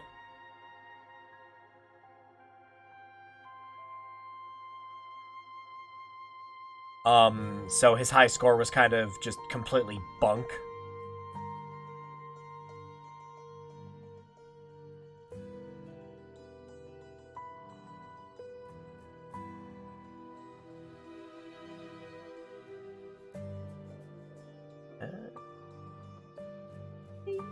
Yeah.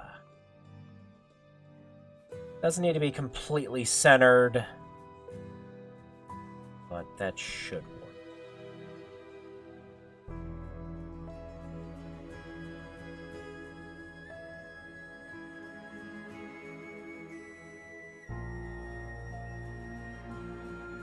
There you go. And like I said, once you've got one side done, you're basically done with another side. So you can just kind of copy and paste it like this. Now, if you're a little more detail-oriented, of course, you can completely change it up. But we're making our kind of legally distinct John Spartan here.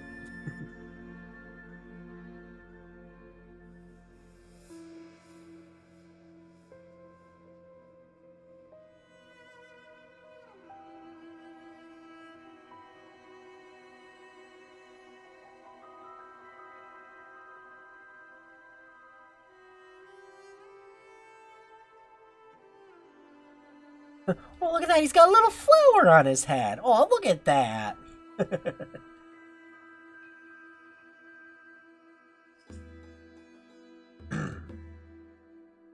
All right.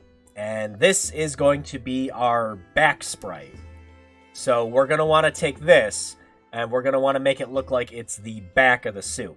So first things first, we got to change up the helmet.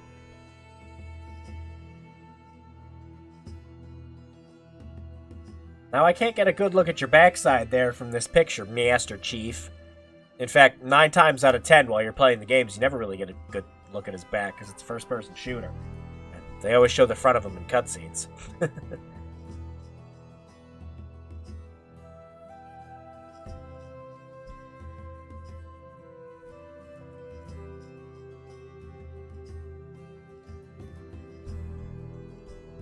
Oh, continued apologies. I'm pretty sure I've blown my body weight of snot out at this point. It's disgusting and terrible and awful.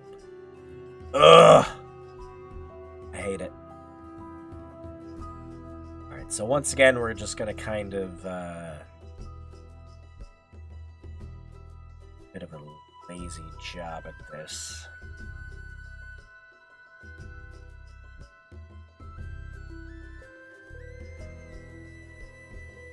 Doesn't need to be perfect.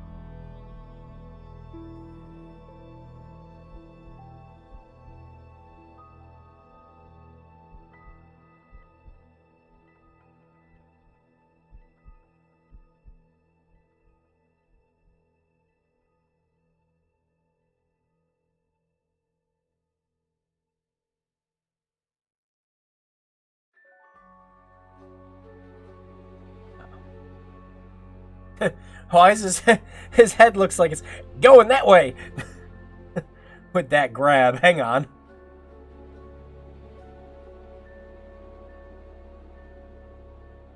No. Keep that.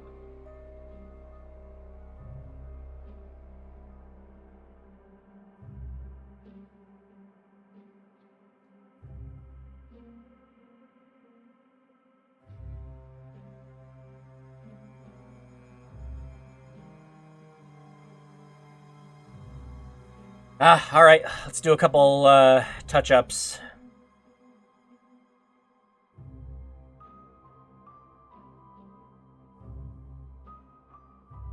This isn't looking absolutely awful.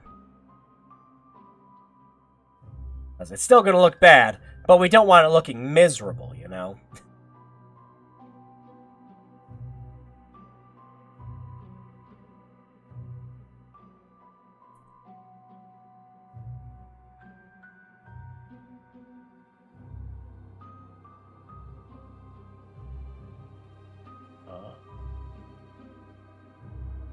Very lazy job. And then we're just going to adjust the back here a little bit. Because it doesn't have the little thing so he can actually turn his head on the suit.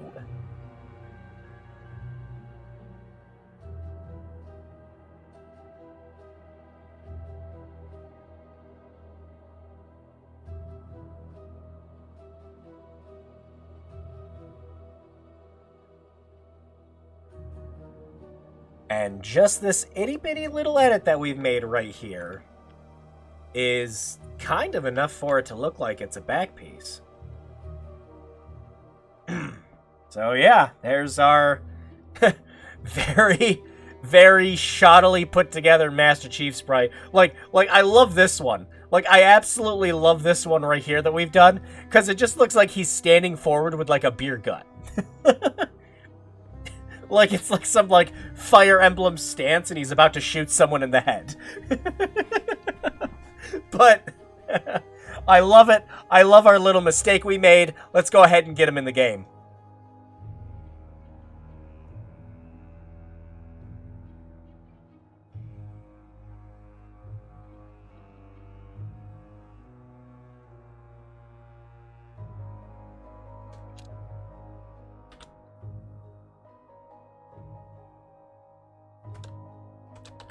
John Spartan, Gordon Freeman's brother.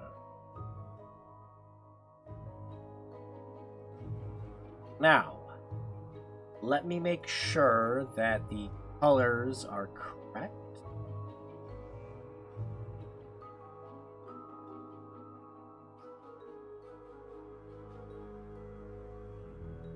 Export with... I am the John of War. I will make you suffer.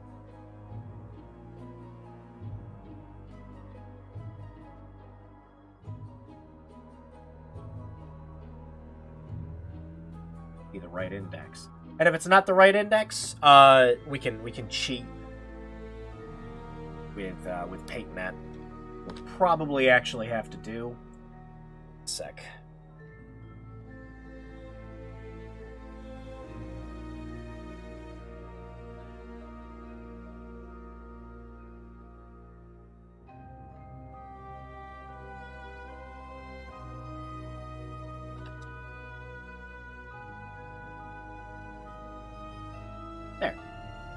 Alright, let's get them in! So, we have made a very, very simple... Uh-oh, image size. What? Wait, what did I pick? What did I pick? Oh, I hit chipset like an idiot. Of course that would be wrong. And then, of course, we want to make sure that it's using the right transparency, so we click on the background there. And there we go.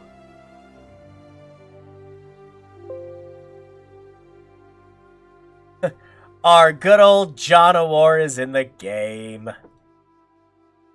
There he is. There's our boy.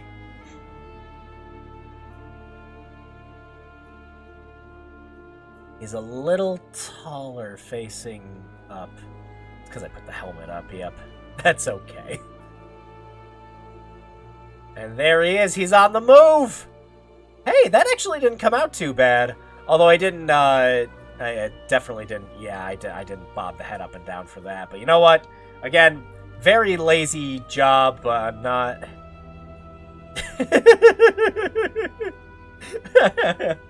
I just love this! I just love this so much!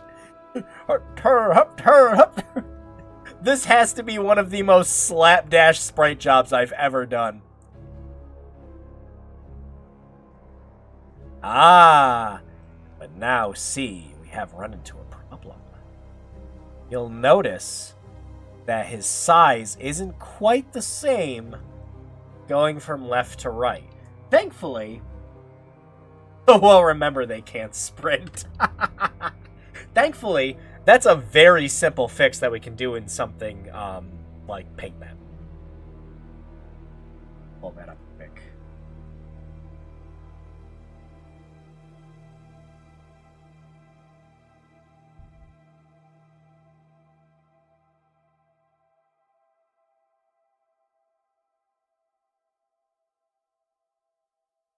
Now, what's the one that looks like it's off?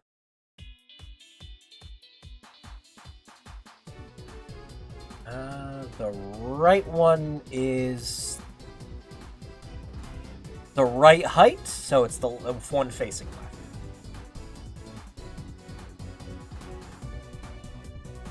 So, this is how you fix this. Are you ready? Are you ready? All right, watch this. I can't believe. Just hold on. Hold on. Don't get too excited now.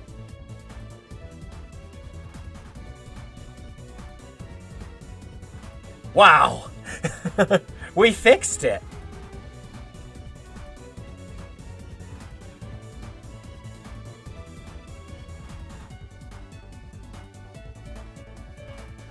There we go. All right. And now we're going to want to re-import our little guy in.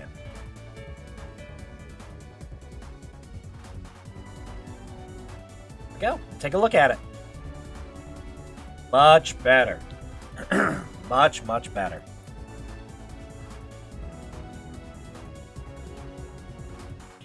Perfect. All right. So he's going to be guarding the bridge, so we're going to want him to be facing that way. Keep him stationary. We're going to make it when you try to cross the bridge, there's going to be dialogue with him. So let's actually set him over here more.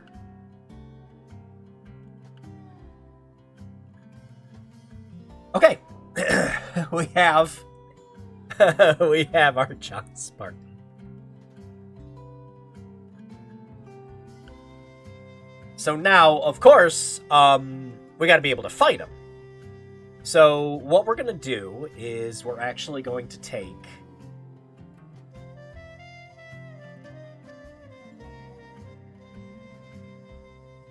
a couple of our combat things here. First things first, we're going to do stat set bridge, we're going to call this one. And now we're going to start making stats for Mr. John Spartan himself. So we've got our slime HP and our slime attack here. So next we're going to have our John HP. And our John attack.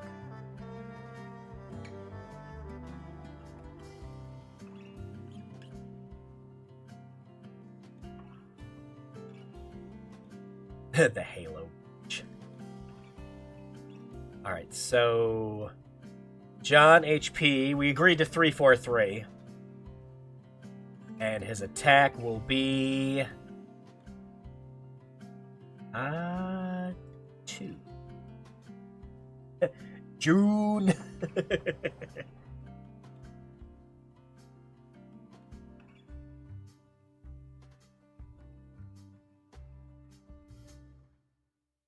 All right. Let's see. Actually, we're gonna want to move this somewhere where the player can't really go.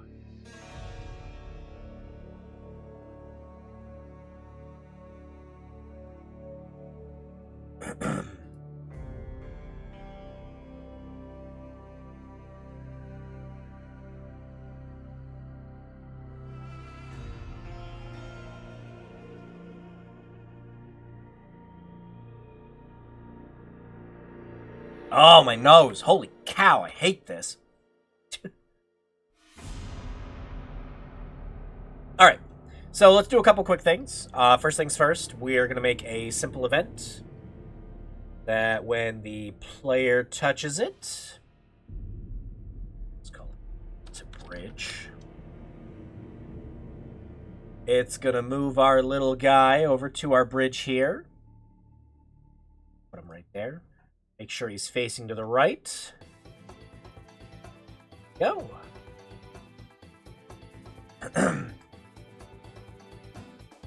Actually, to make this easier, here's a little trick that we can do for something like this. So, of course, what we just got done doing is we made it so that when the player touches this, he's going to be right here on the bridge facing right. Now, hold on. What should we do if the player comes to the bridge from over here? Who's the main villain of this RPG? Don Matrick. Original head of Xbox. That's why the first boss we're going to fight in the game is John Halo. John Spartan. Gordon Spartan's brother.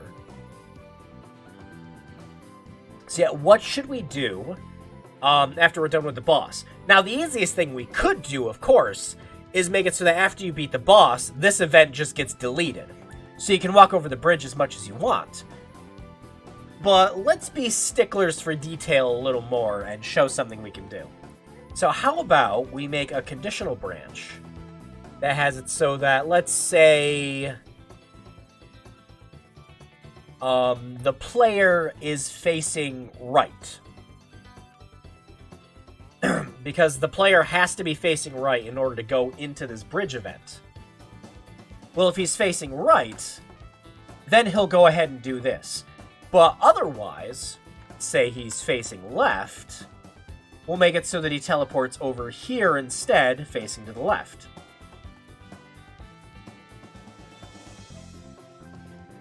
So, very, very simple way to do something like that. And it's very simple to do because this bridge only has one tile, and you can only be facing left and right when you do it. So let's test that out quick with, say, another event where the player touches this side of the map.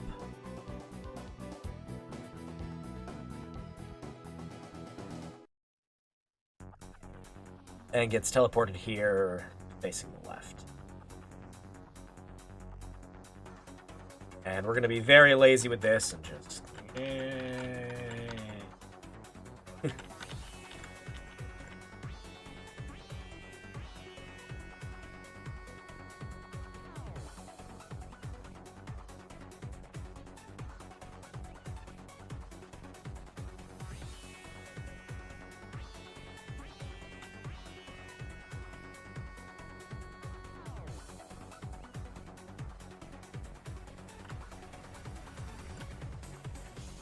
And there we go. So, our Chiefy isn't really doing anything right now, so just to test it out, quick. Yeah, let's just do a quick test. Make sure it's working, that event's working correctly.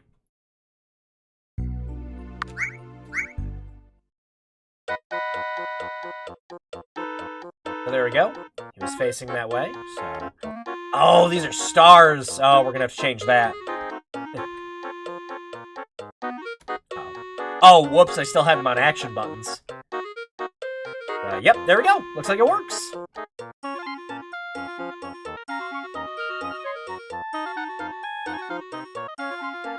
Very nice. Yeah, we're gonna have to, change these so they're action buttons. Wasn't even thinking about that.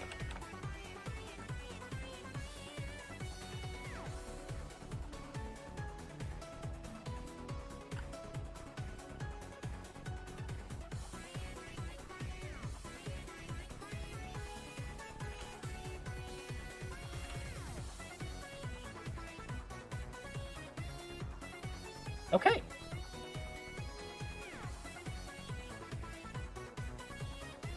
That should work correctly now. Alright. So...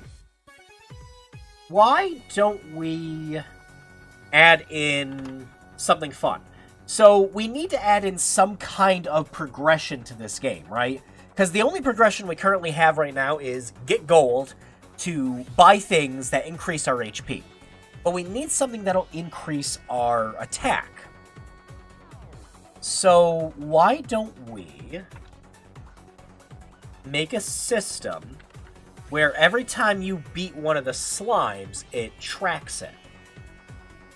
So, right around when it gives you, say, gold here. Let's make a new variable. Let me make a thing. Yeah, we'll set it right here where we got the gold gain in the XP game. So, slime defeated. And it's going to add 1 every time we do it. I choose you, slime. And then we're going to want to make sure that that same event is on our second slime here.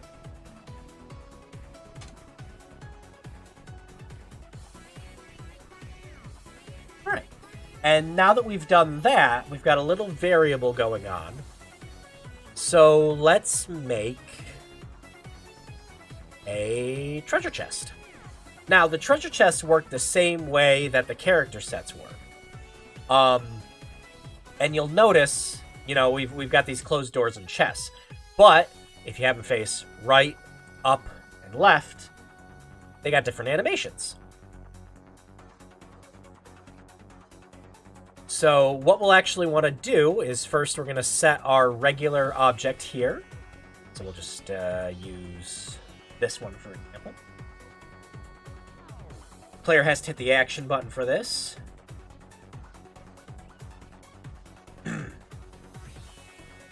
And we're going to make it so that this chest will only open up if you defeated a certain amount of slimes.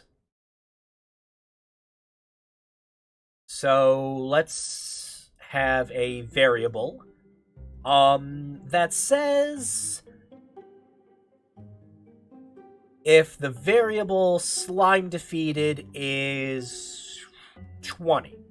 It would be 20 slimes. And we're going to make the else statement for it first. So it's going to say something like, only open this chest by defeating 30 slimes. And we'll have a variable here that says, so far, you've killed.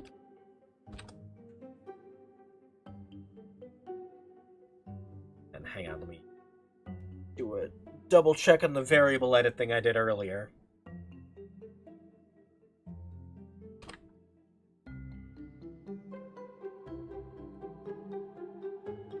Our stat rate. It's the capitalized one, right? Yep, okay. What did I push? Zoom in! Use the magnifier! Alright, and our slime defeated is variable 24.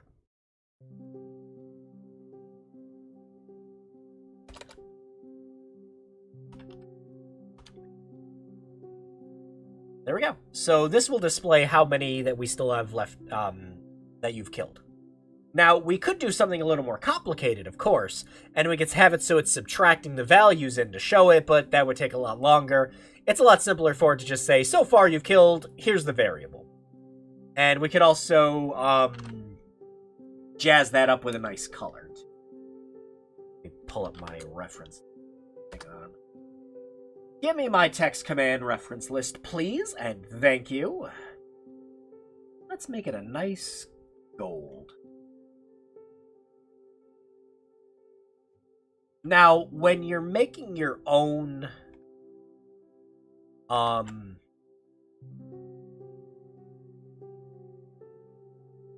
when you're developing your own, what do they call it now? I know it's different now. Window graphic. Yep, there we go. This is your reference of colors here for what you're putting in for the color wheel. So all these different blocks that you see here are all the different colors that you have. Now, if you're making your own window graphic, like I made my own window graphic for Endless Chaos, you need to keep track of what all these colors are. And sometimes you don't want to have to quit out of the game in order to check all the colors and everything. So what I like to do is I just made an NPC that would just list off all the colors for me while I'm in-game so I can make edits like that. Makes it very simple to see what all your colors are on the fly without having to check the graphic over and over again if you've forgotten what all your colors are here. But yeah, so we got it so that, oh geez, yeah, I put in 30 slimes, it's gotta be 20. So yeah, and then what'll happen is one of our bootleg DVDs will be in here. Alright, Nines, what's our first bootleg DVD? This was your idea, I need one.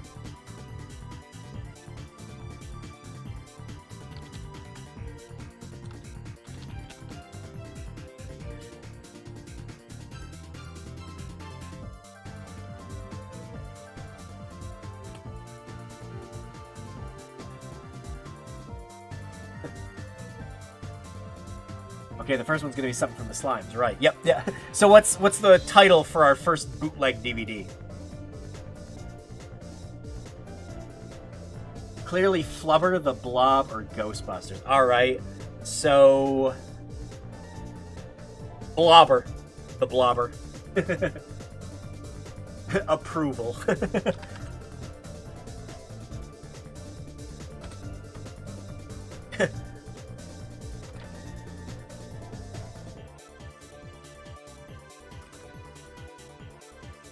Perfect. The Blob from De Blob. Ah, De Blob. That's a game we gotta play on stream at some point. I love that. Hang on. Cheat sheet. Give me a good color for that. Let's go with orange.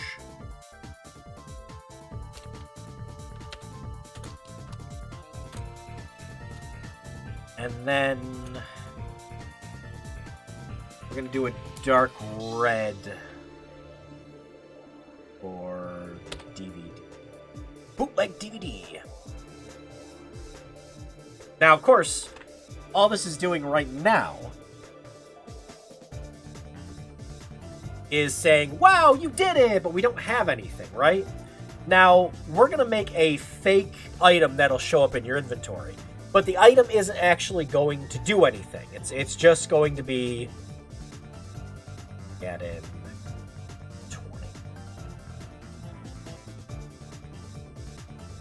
So we got the Blobber!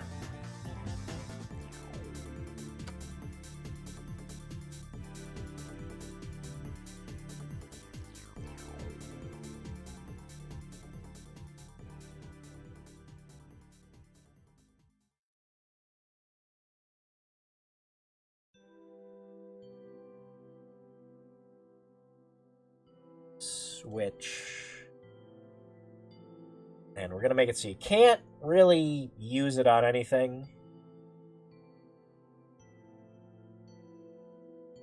But what description should we give it?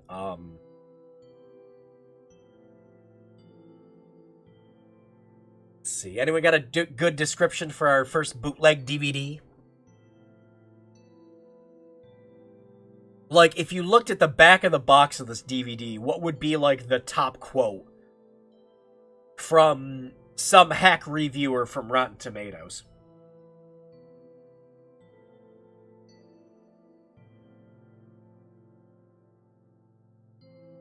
Rick Murray stars in a horror comedy of a green slime called Blobber. This movie surely will slime you of horror.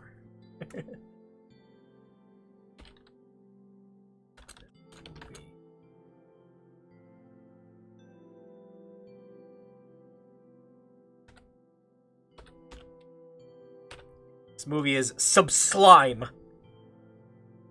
A+. Rotten.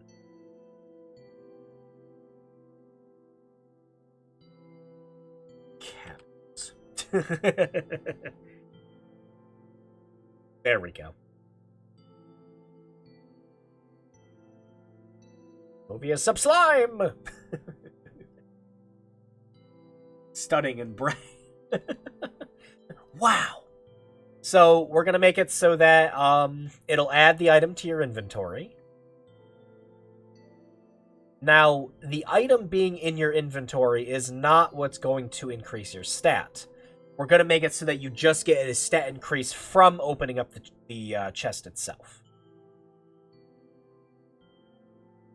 We should also probably have it so that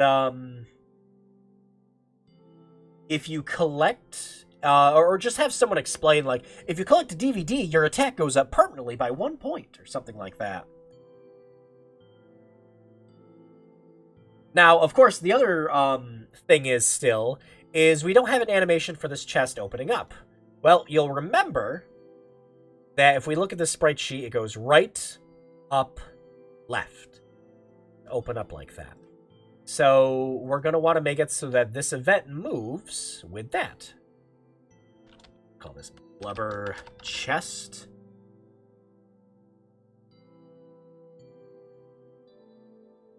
Something slime boost. Well, we're just gonna make it so that just like Norb's attack stat is gonna go up by 1, so that when you hit the attack button, instead of just hitting for 1 damage like we've been doing, it'll go up by 2. But yeah, we'll do that. So easily, the easiest way to do that is we head in here, we find Norbin's attack. And we just add 1. Yeah. But yeah, we let's work on the animation for our guy. So move root. And the reason you want to name your stuff, make sure you're naming everything. For the love of God and all that's holy. Name every single event that you do so that you can find it in this list. Sometimes when I'm pasting teleport events, when I was working on RPG Maker games, I wouldn't name some of them. So it's just this whole list of just like, Event 2, Event 7, Event... So yeah, we're going to do Blubber Chest. We're going to have the movement frequency down a little bit. We want it like a little slow to open. We don't want to just go... So remember that when the chest was moving, it was turning right, turning up, turning left. Now, if you want to have a little pause in between there, you can also have a little wait in between each of them. And that'll make it wait just a little bit. You can also, if you want to, you can have it so it plays a sound effect in here. That's pretty handy for, say you want to, like, make an enemy that's moving towards you or something. And you want it to make, like, a sound effect. So, like, if we want our slime to go every single time, that's where the play sound effect here would be very handy. But we're not going to use it for that. We're just going to make it so a sound effect plays while this event is happening. sound effect. And let's pick a nice open sound.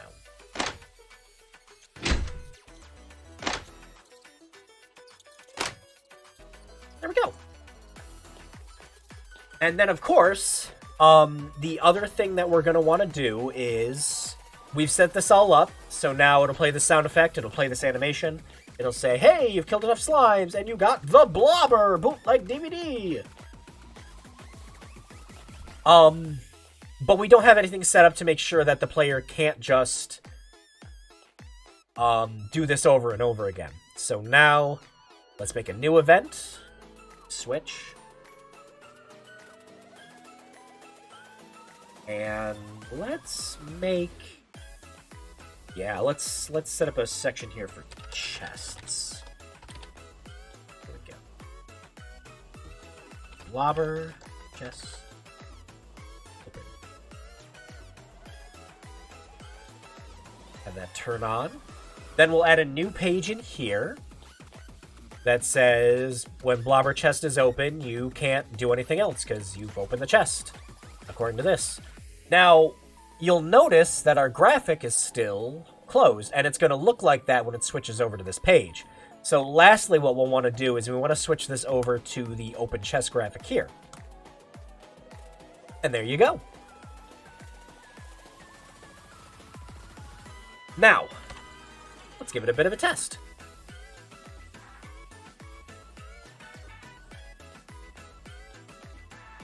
Oh. Mute our music.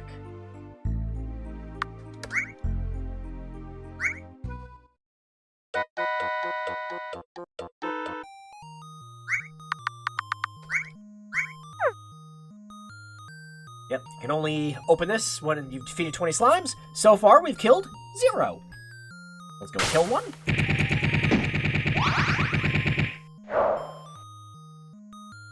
And look at that. Went up 1.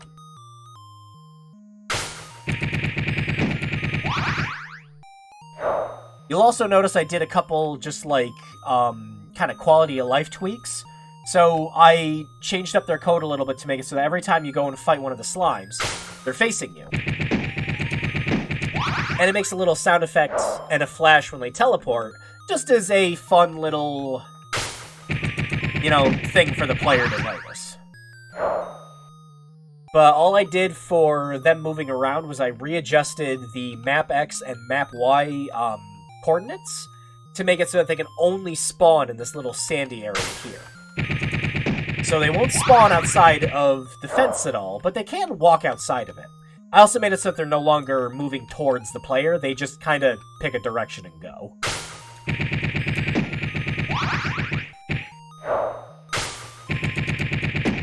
But hurry! We must kill a bunch of slimes!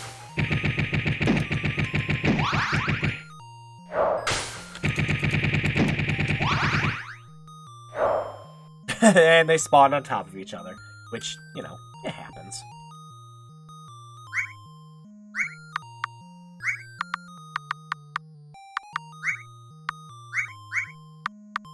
Really should make it so you can only buy one of these stat mod radars, because you only need the one. Dangerously low on health! Quick, drink the chalky milk!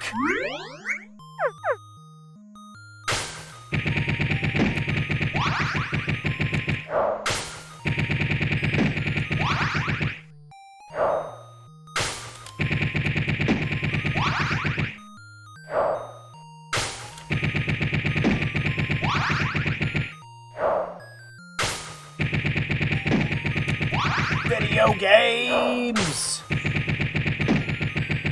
Now, of course, we don't want to just be going around beating the ever-loving crap out of slimes just like this forever. Eventually, you're gonna get bored as a player, just like, oh, this is what I'm doing. This is great. I love this. I love video games. They're so amazing.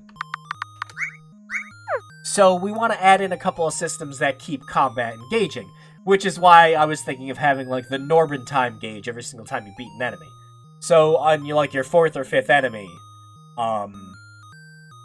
you can kind of activate a mode that doubles your HP and strength.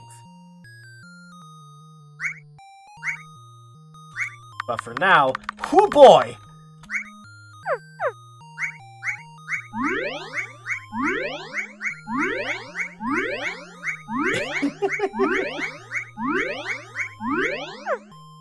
How much HP do we have now? Heck yeah! And how many more slimes do we need to beat? 2 more! So we're gonna make sure our event works.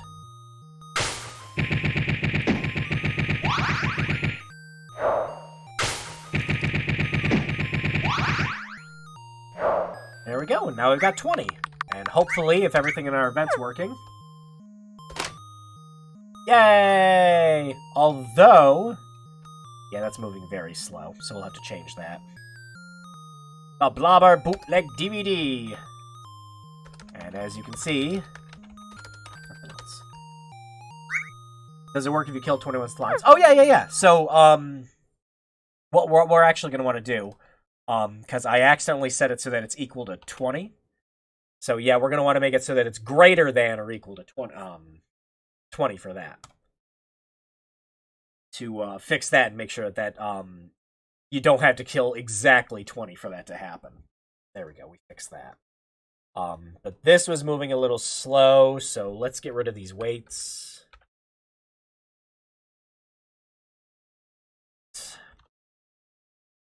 Let's test it again.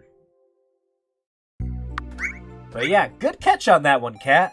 Because we had it set up so that it wasn't. There we go, much better.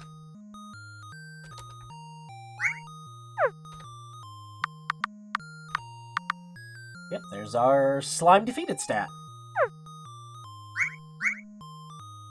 Now, what might actually make the system a little more fun is kind of having a little, like, checklist on the player that rewards him, instead of just, like, a chest that opens up for it. So, if we have a checklist of things to do that we can open up that says, like, kill 20 slimes, kill, like, 50 whatever the next enemy is going to do, and it gives you rewards for it, well, now you're going to have your player engaged with another system in the game where it's like, oh, you know, if I just kill a couple more, I can get this new thing. But yeah, so let's make sure it increased our attack properly. And... oh, yeah, our attack went up by 2. So yeah, now these slimes should be easier to take down. Look at that.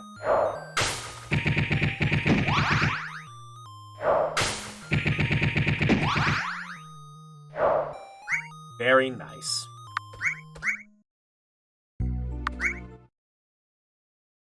That's it. We made it so that... but why did it go up by... oh, yeah, our base stats too, isn't it? Right. So we should have it so that this is actually increasing it by 2 instead of just 1. Multiples of 2 would be much better, especially since they have 30 health. So, you know, it would take 15 attacks to kill them.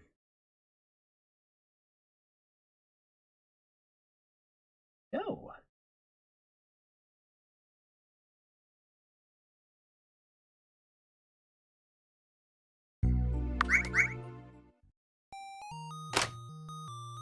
That's still a little too slow for the chest. Let's bump up the frequency of that. I thought that might actually be just the right speed.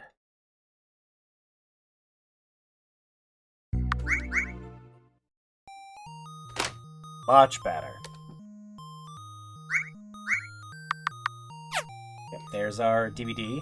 Now, because we set it up as a special item, that doesn't have any use cases, so you can't use it on the field, you can't use it during battles, so it's just a unusable item. Which is fine, it's just there to set up that we have it in our inventory. Okay, so now... I was about to say, we should be able to kill them without them attacking us now.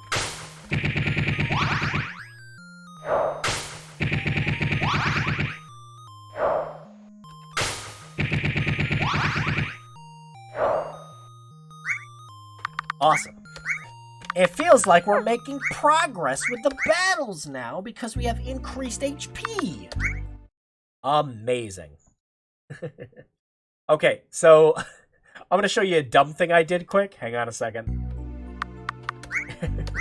This is...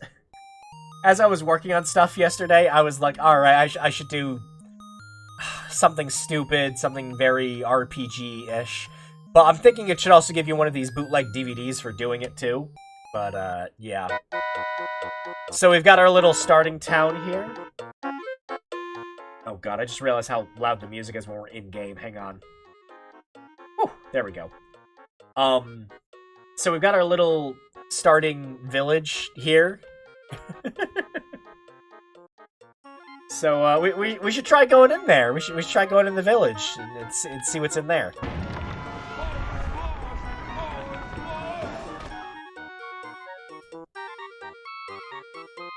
Great job, hero! Thanks to your freakishly huge size when you're walking around the world map, you destroyed your home village by stepping on it. You've now lost 2,000 good boy points. Whoops. Only making things worse stepping on it again.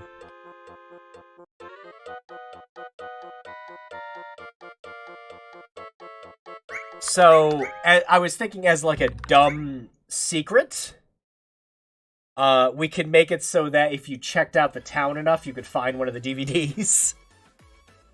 Like, after you've crushed it.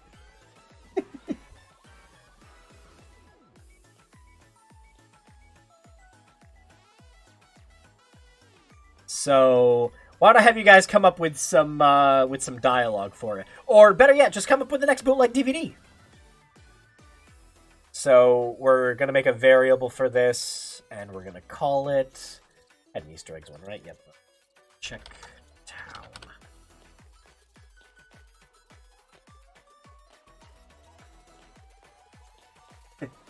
Godzilla. Alright, and then let's make a conditional branch so that if check town is equal to 1... Actually, we should make it so it's check town is 0 to start with. No else commands. And this is going to make it so that every single time we check this out, it's going to add 1 to the check town and then go to the next one. So...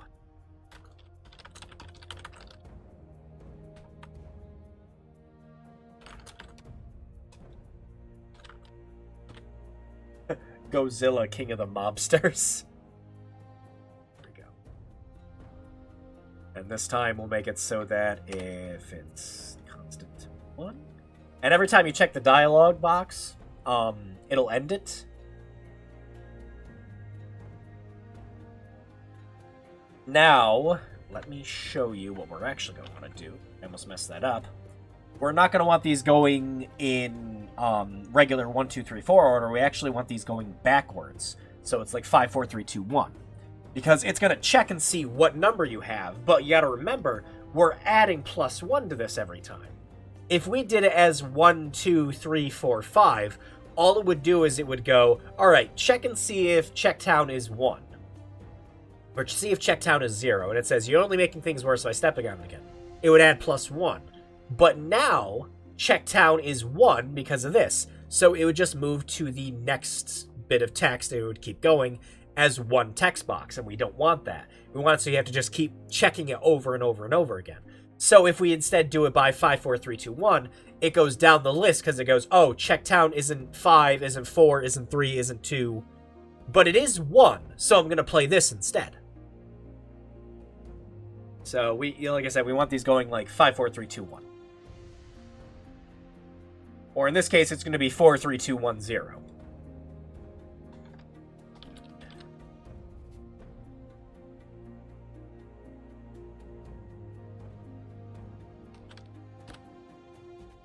Seriously, stop. They suffered enough.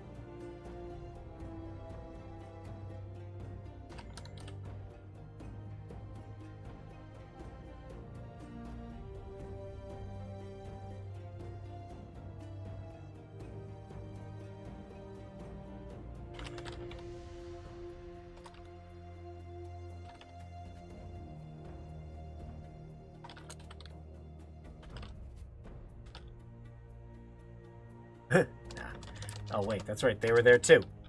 Whoops.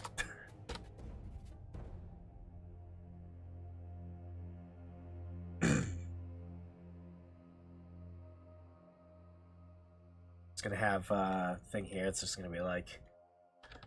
Oh, fine. Check the wreckage. And...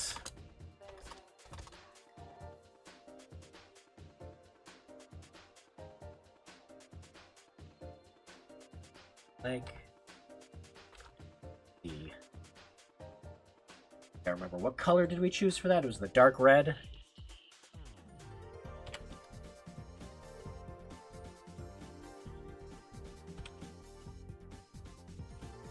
C5.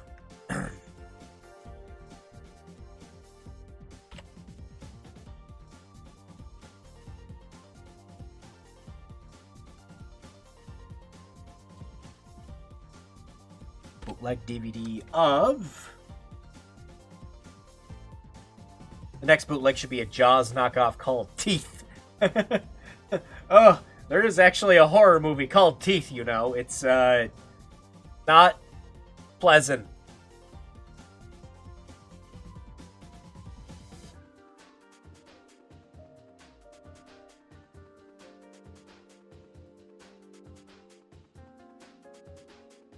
I I won't even grace it with a description.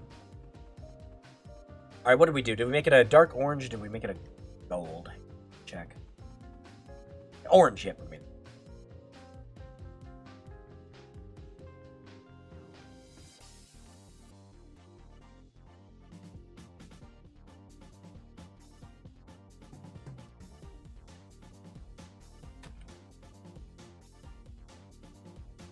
Alright, so we got a bootleg of Godzilla, King of the Monsters.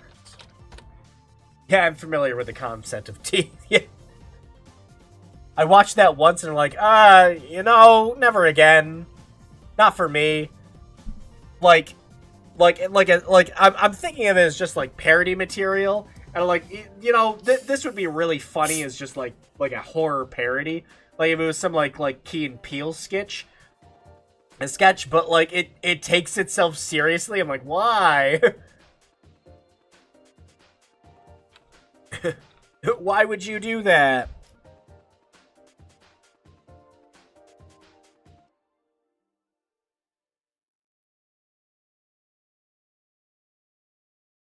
And we're gonna make it so it finally ends, but doesn't increase your score anymore. So that every time you check it, it just goes, Jesus, leave him be. There. And now we're gonna want to make that bootleg DVD as one of our items. Godzilla. I don't think we can fit King of the Mobsters in. So we'll just do Godzilla. Special. Switch.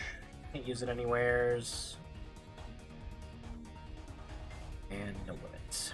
Alright, so... since you came up with the Godzilla King of the Mobsters, what do you think the back of the box should say, Kat?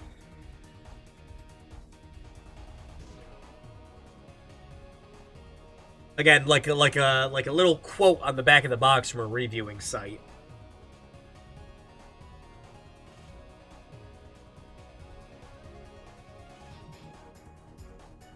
Ah, hang on. Oh, this nose.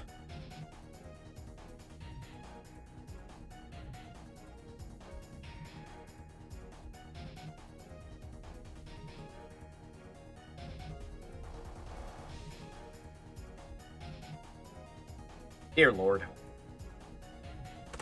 Well, I feel miraculously better after that. Checking me in again in another 10 minutes when I don't know. Probably not. Well, I'll brainstorm some stuff.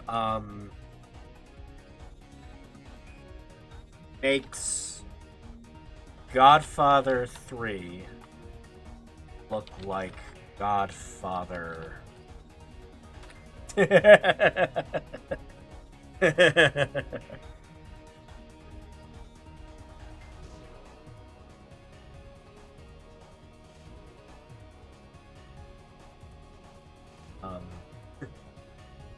He'll claw his way into your heart. Why don't we play off that? So, let's do...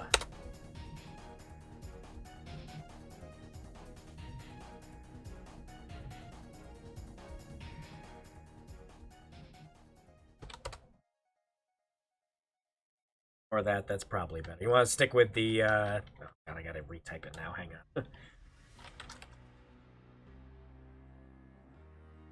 Just...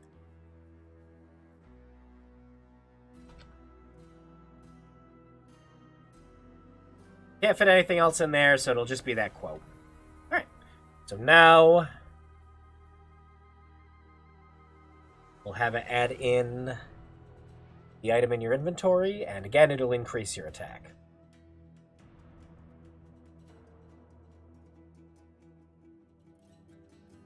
And it'll go ahead and increase it by another 2.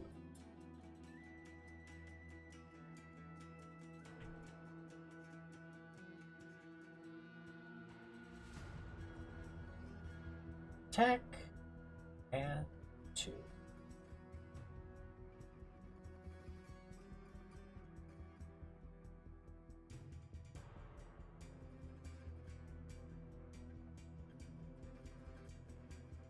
There we go. All right. We should also make it so that there's probably like a little sound that plays when you pick up one of these magazines too, just to let the player know that they're, you know, hey, you did it, you're on the right track. And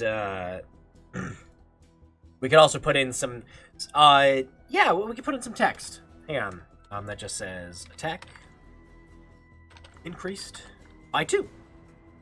And 3 exclamation marks so that the player knows it's special.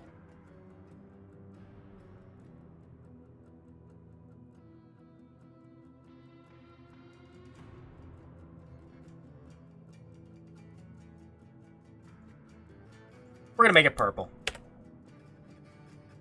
Purple. Everything good is purple. Right.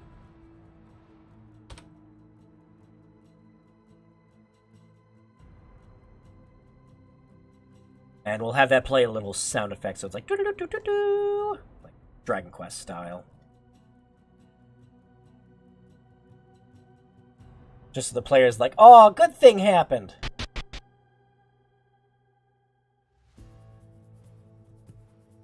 Maybe one of the recover sounds.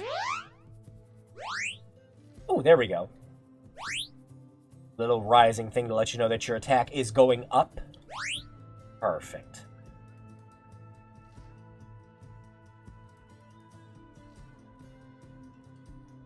Nice. And we'll do the same thing here.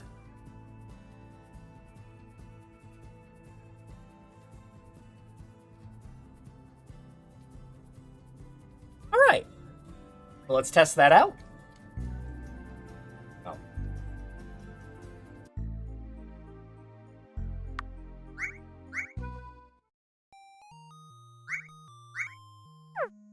Now, it won't work on here because we saved over it.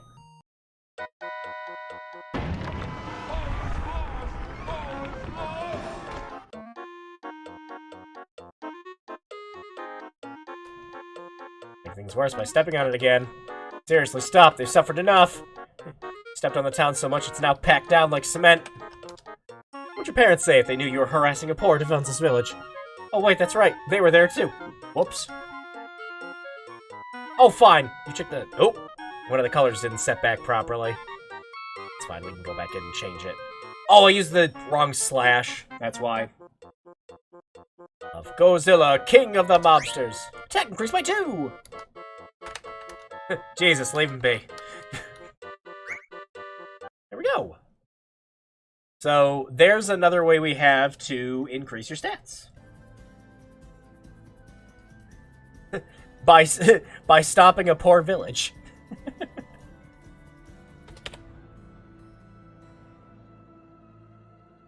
Wonder how many bootlegs there should be. Good question. But every single one of them is very important. So important, in fact. We should probably have it mentioned here. Oh god, I have adventure spelled wrong. Adventure.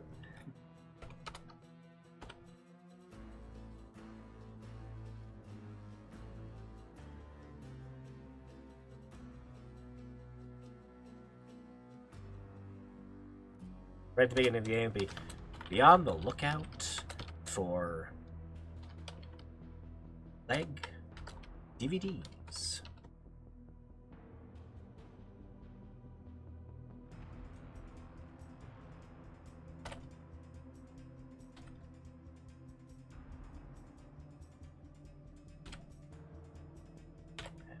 Switch the text color back here. Save. Permanent. Yeah. I can't spell tonight.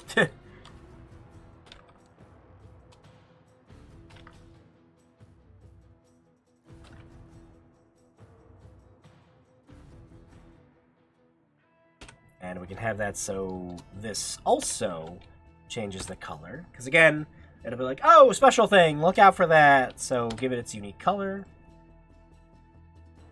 Go.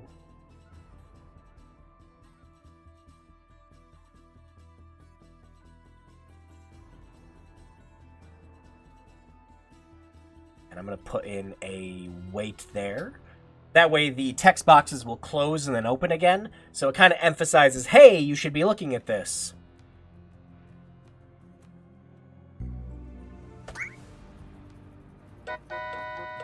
Game.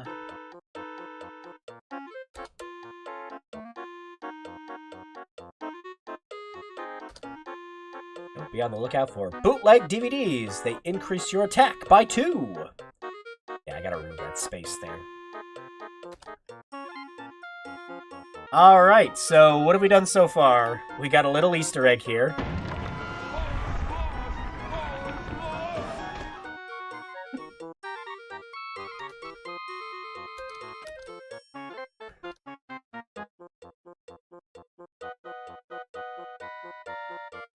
There we go. That's fixed. Ah, gotta get rid of the space there, too.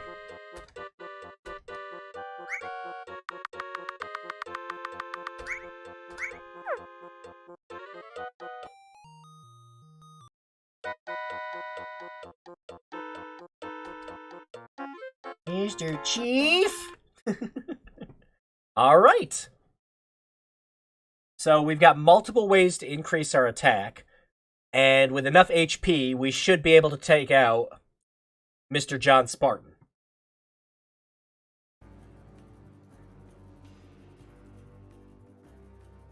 So why don't we work on our little John Spartan fight next? But first, I'm going to change the upper layer in that tile set quick. These are all above. I'm just going to make it so that the player can't cross any of them. There we go. All right. Should we add in a face set for Mr. John Spartan too? I suppose we should. Face sets are also very simple to do. Pretty much the same way that we do character sets.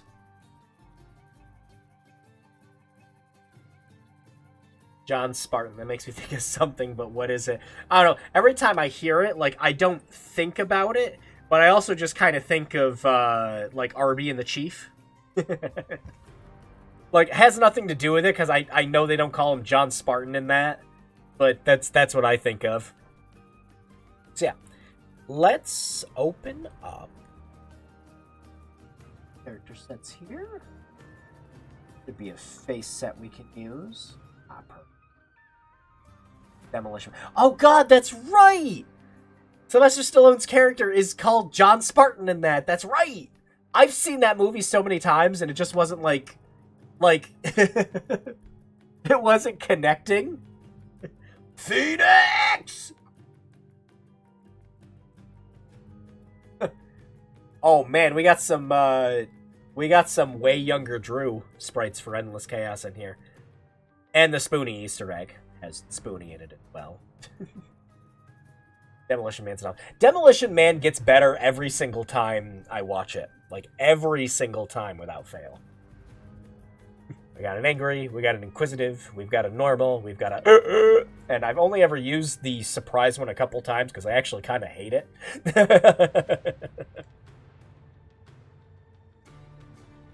And then we got a red version for the save files.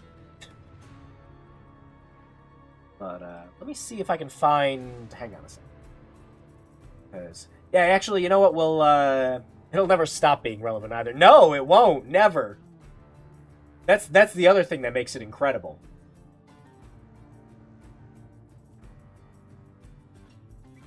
Open up that bad boy with... paint net, and we're just gonna find a little grab of Master Chief somewhere. Give me a nice size transparent one. Perfect. Oh, and if you could make sure it's WebP, oh, just mwah, oh, that'd be great. I'd love you forever if it was a WebP.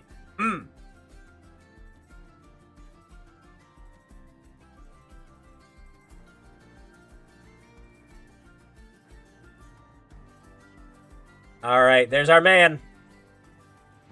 So we're going to want to make a little sprite box for him. We're going to bit crush the shit out of this. Oh, perfect.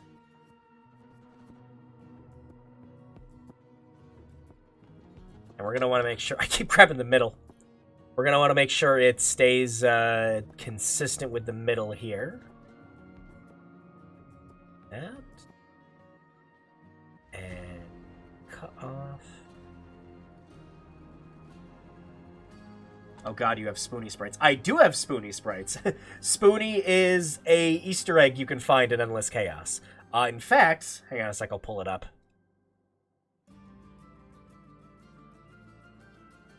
And pre-crisis Spoonie. Yeah. Specifically, those grabs of him are from the second Pumpkinhead ending video. But yeah, that's hang on. Not the only thing I... There it is. Yeah, I made a full sprite sheet for him too. There's that. Look at the little 8-bit pumpkin head. Aww.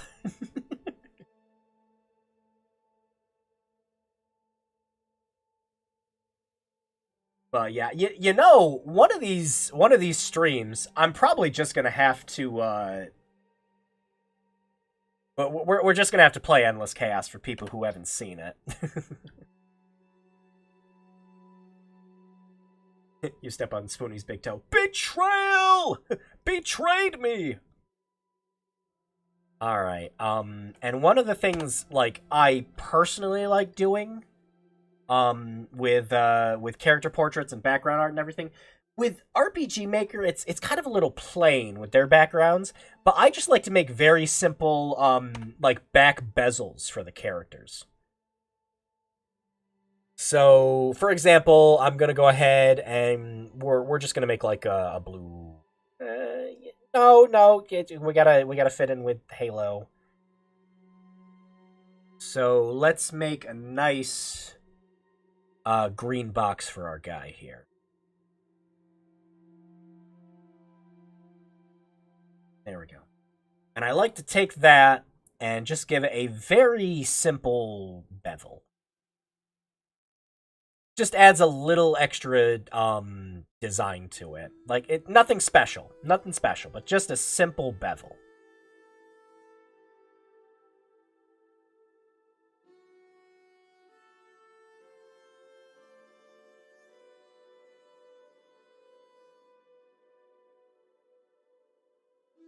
There. That makes it look a little more detailed than, you know, just being a flat background.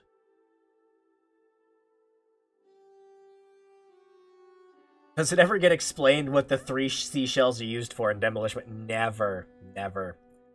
And, to this very day, the actors and actresses have actually been asked about it, and they've always refused to answer. Just as a fun inside joke. They just it's never really like a I don't know. It's a it's up to interpretation. We'll see if you can figure it out. just to keep messing with people. All right, let's save this to let's see. John Spartan Face.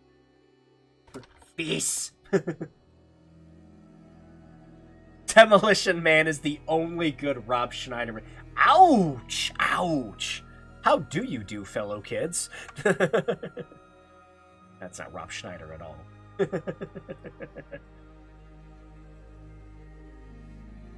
No, that's Mr. Do you think God stays in heaven? Because he too fears what he creates. Damn, Spy Kids!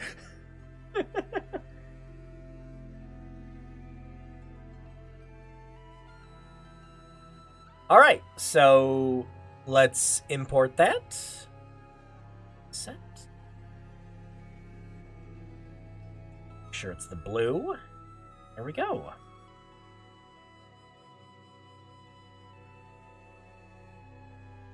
Alright, so if we check our face set here, oh, look at that. Perfect square. Perfectly on point with it. Very nice. Very nice. And of course, we can also flip it horizontally, vertically, and everything. So we'll have it so that since, you know, he's talking to us from the other side, we can have it so the display position of the face is on the right, and it's flipped horizontally, you know, like he's facing the player. Very nice. So, why don't we set up our first boss fight? So, it's just going to kind of be the same thing as the other stuff, but we need that stats set, and we're gonna need to make new events for his combat. So much like what we have here, we're gonna need to make a John. It's gonna call it Battle Start. John BS. John Battle End. John Battle Set. Go. And the very nice thing about what we did with the slimes is we can just change a couple variables from our little forest to grind here. He's only going to be the one enemy. So we can just grab this event and we're going to paste it over here. And we just gotta realistically just change all the slime stuff to John. So we changed the John Battle Start. There we go. And then if John Battle Start is on, it's gonna set up our timer like it did beforehand, where it's gonna have us wait a second. And then he's gonna attack us.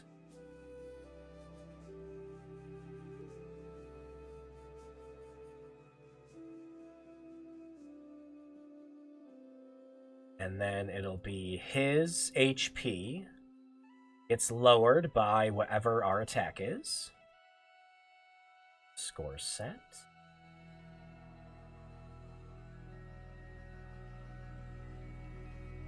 And now let's copy one of our slimes over.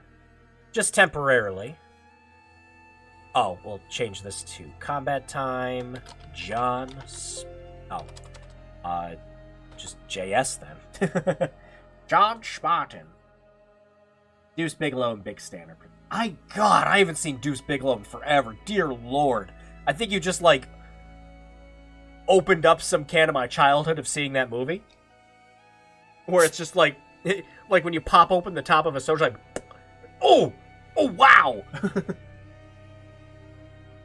Rob Schneider's second best performance was South Park making fun of him. Ooh. Yeah, and then we'll make it so that, well, first we're gonna have a blank page for him, so it's not set up with the same player touch that we have here. Because remember, we need to make it so that he's standing still until the battle starts after the dialogue with him. So we're just going to have a blank page with him first here. And then the second page will have the same one we have here with the player touch. Where we get into a battle with him. RPG going, oh yeah, great. We, most of the time was spent making a dumb Master Chief sprite, programming a couple collectibles for the player that permanently increases their attack. But yeah, I was just, most of it was just showing everyone how to make a sprite sheet very simply in something like Asprite. But yeah, not perfect by any means. Like this, I'd fix this in a heartbeat if I wasn't doing this for just like a fun, dumb project. But yeah, I'm sure he's facing left. Right. But we are gonna want him to move towards the player rather quickly. So instead of the slimes where they're just kind of wandering around, whatever, he needs to run right towards the player.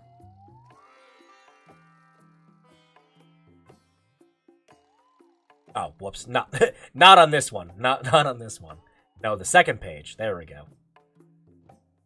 He's gonna book it towards the player. Alright, and then again, we're gonna switch all these over to John Battle End. Roll switches. John Battle End. Off. Combat time. Switch on John Battle Start.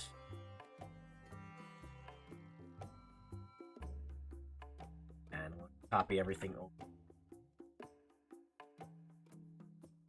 Page. We had that as an auto run, right? Yep.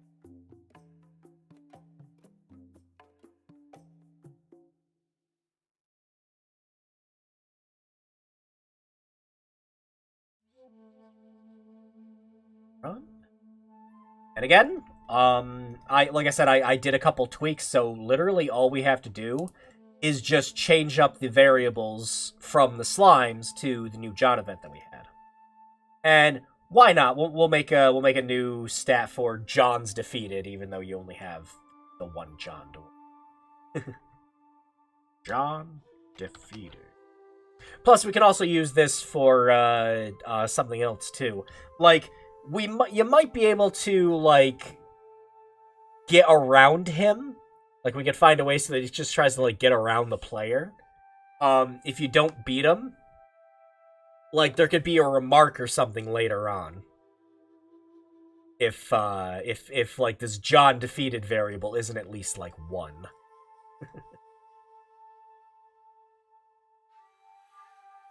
Alright. Now, we're gonna want to make it so that when he's gone, he's gone. Like, he doesn't come back like the other enemies.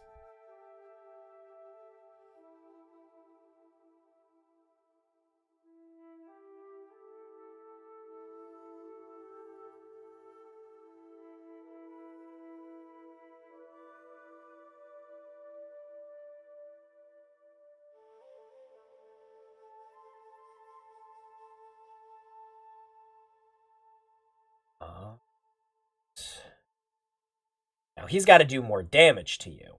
So we'll have him do 3 damage to you. Quite a bit, but you're going to be drinking a bunch of chalky milk beforehand. And, you know, button mashing the ever-loving shit out of him. We're definitely going to die. Speaking of, we haven't even set up anything for if you do die.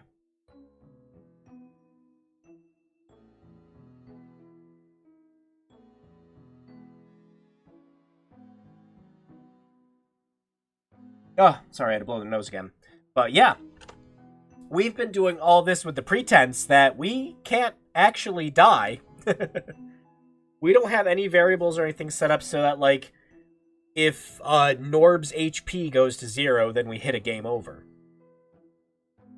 So we're gonna have to set up that too. What we're gonna probably want to do is actually set it up right here. So, like, if Norb HP is more than 1, then it's just gonna keep doing damage to him. Otherwise, if it's 0 or less, then we get a game over. So yeah, why don't we set that up right now? And we can set it up for the slimes, too, later. So, conditional branch. If Corbin HP is greater than or 1, then it's going to be damage. Otherwise, we'll set up a little event that makes it so, like, the player flashes.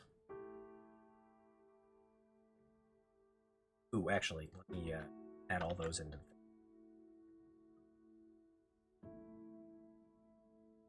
And this one will be longer, and it'll play like a more definitive sound effect, like.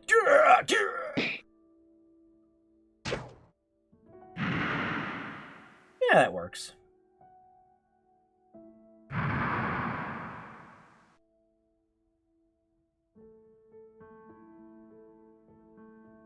And of course, the fun thing we can do with a system like this is we can make it so, like, there's a, like, we could do, like, a funny, stupid comment for every single enemy that kills us.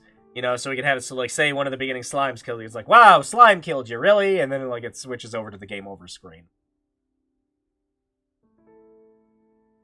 But instead of turning the battle back on, when we win, Street Fighter lose battle. Oh! You say that, and it's a funny coincidence you say that, right? So, just as a placeholder to make sure something like that was gonna work, I put in one of the ones that I use for my game, for Endless Chaos. And the one that I use in that is if you die in the Pumpkinhead level, you get this.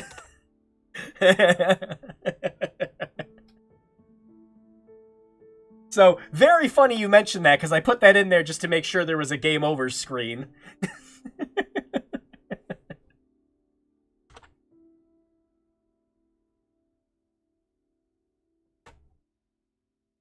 Alright, and yeah, we'll want to make it so that there's, like, a unique event that plays out with that. So, for example, well, first we got to make sure that you can actually start the fight. So we're gonna make a player touch event here, and we're gonna call it Begin JS Battle.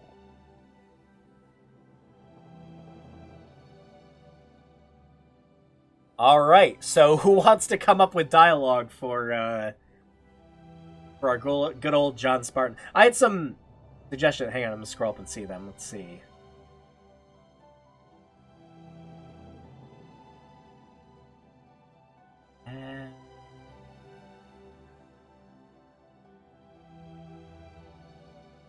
The starting fight quote should be, "This fight is sponsored by Blitzshoot." And what was the other one?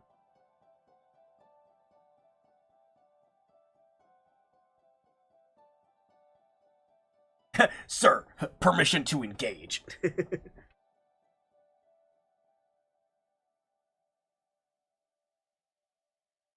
Well, we gotta have, like he's gotta, like, try to intimidate us or something. So, like, for example... Set that up. And it'll be like, don't move.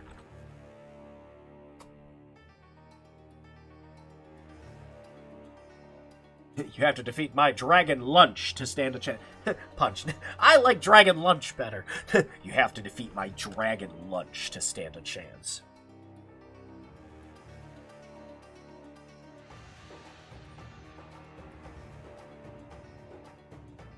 So we got, like, don't move. And then...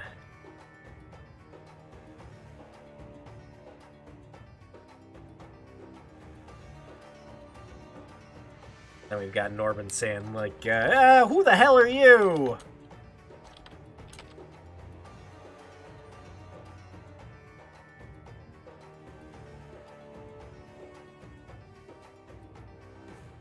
And it's gonna be all like, they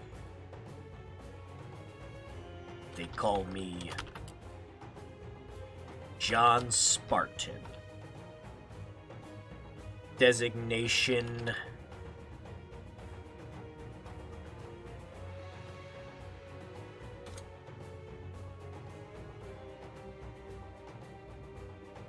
Designation 343 Halo Killer.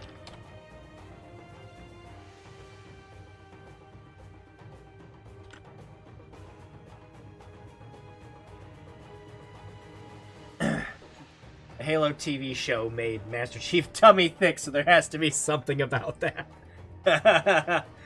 Rafflecopter to intimidation. My knife goes slice, slice, slice, slice, slice.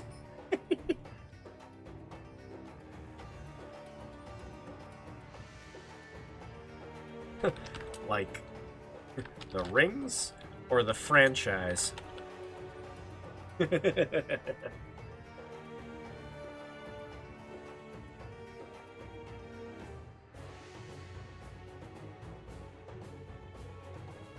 Yes. Then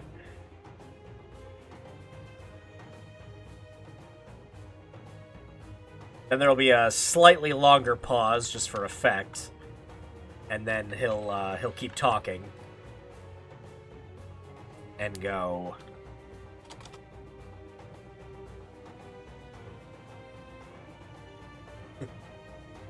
Let's kind of go down the list. So Captain Keyes.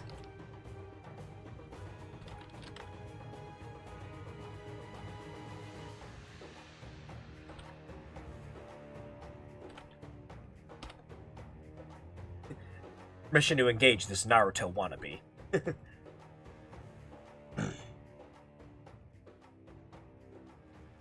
course, if we wanted Keyes to talk, we'd have to put in a face sprite for that too. But we'll just start with that. Or we could just be lazy and we could just a different color for the text. Uh-oh. Uh-oh. Where's my reference sheet? My reference sheet! There it is. Stop calling me Metroid. My name is Betty. Let's go with a... Where's the dark green?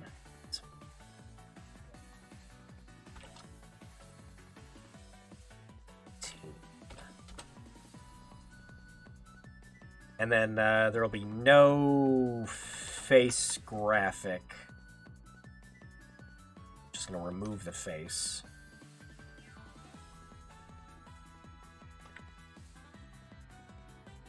Let's change this so that it's just Captain permission to engage this node.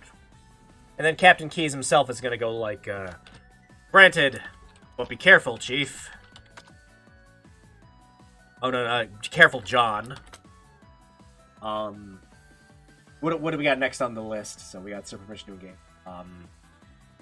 Alright, so So it has to be something about how he's dummy thick. All right. So granted, but be careful, John.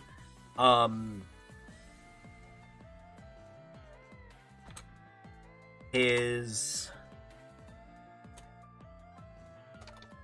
small but quick frame could easily match your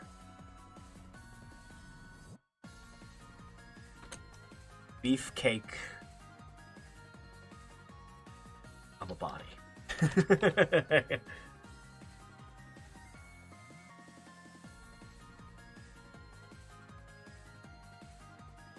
Oh yeah, we gotta have a...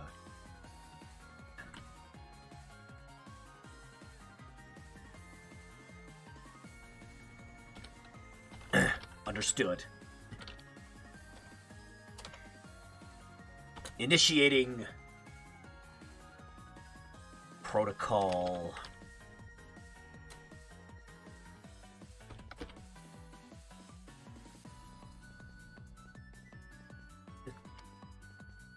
Initiating protocol. Rafflecopter. Report.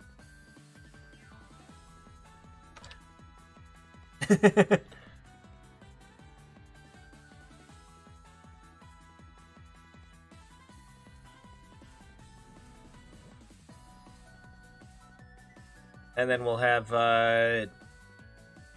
you know, Norbin's had all of the good dialogue so far. So hang on, we gotta have, what do you call him? Hillet Boonswaggle. So we gotta have Boonswaggle come in and go like, you know, careful, Norbin.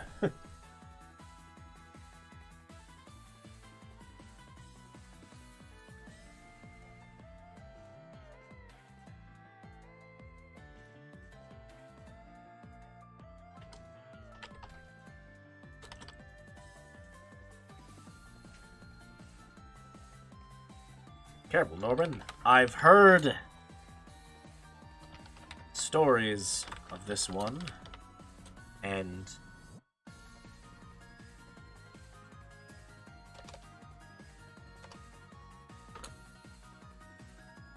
you need to be careful. His ability to... All I can think of... Okay, so if you haven't seen the Halo show, like, for one, just don't. But for two, there's a scene in it where he's... I have no idea who, like, the lady's supposed to be. But they're clearly fucking, right? And Cortana's just sitting there watching. And with the implications that are done in the show... It's like oh his mom's watching him fuck. Okay, gotcha. So I was gonna type in something where it's like, I've heard stories of this one. You need to be careful of his ability to fuck in front of his mother. But no, we won't. We won't do that. We should read it into the like, stop calling me Metroid. Or the it's a trap. Let's see. You have to watch out for or for her arm blaster.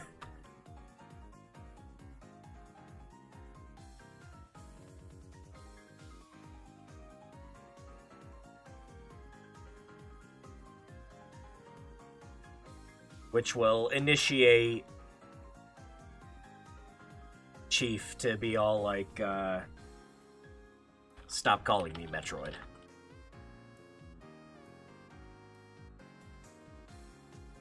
Take this.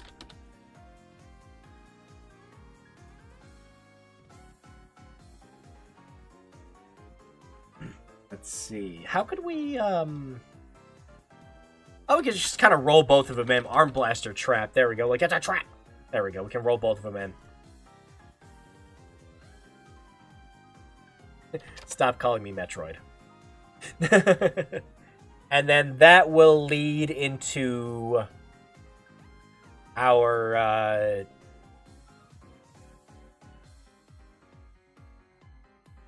there.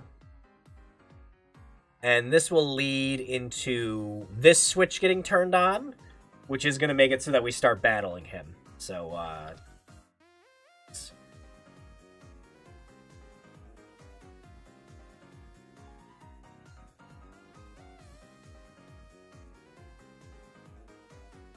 and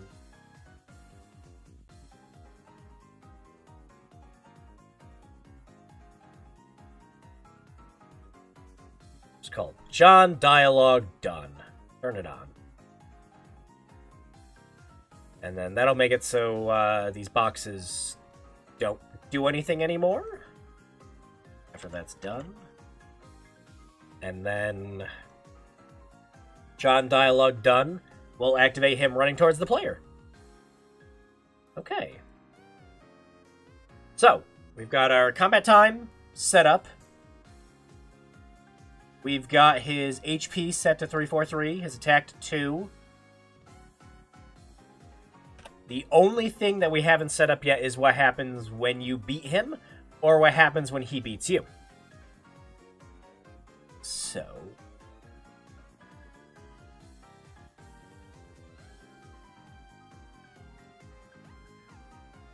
we're just going to, just to make this easy, we're just going to have it so it does the flash event. It waits for completion, and then you get a game over. Let's lower that to 4 seconds. So that'll set up our game over. It's very simple.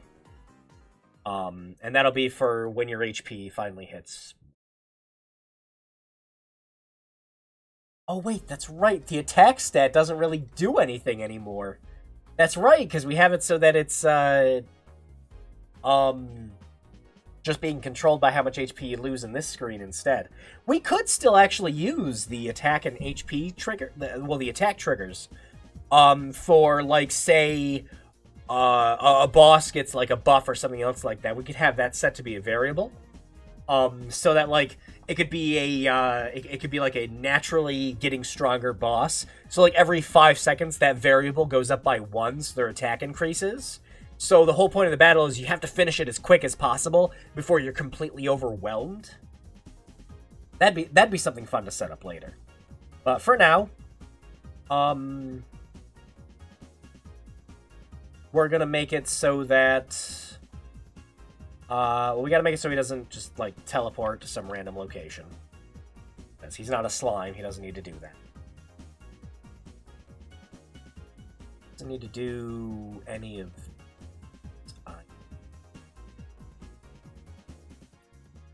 And oh yeah, he's got to give you more gold. Should it be a set amount? He'll give you 343 because Halo.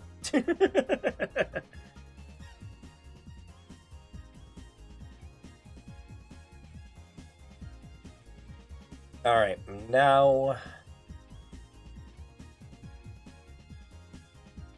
wait 2 seconds. All right. And now we need some dialogue for him getting defeated. So whatever you guys can think up.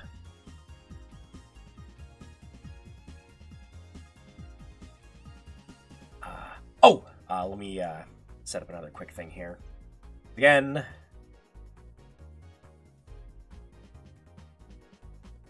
We can... just, again, good practice. Make sure that you have the faces getting removed.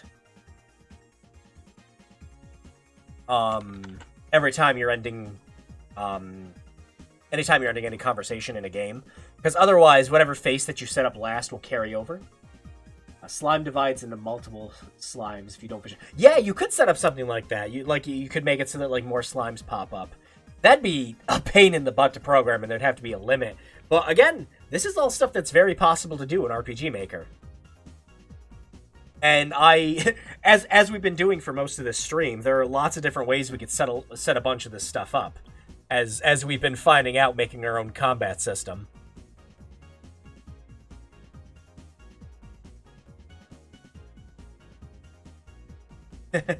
You're now a blank sandwich.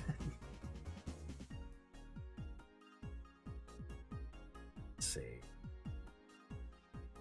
Well, yeah, I suppose Norb would have some witty dialogue, so...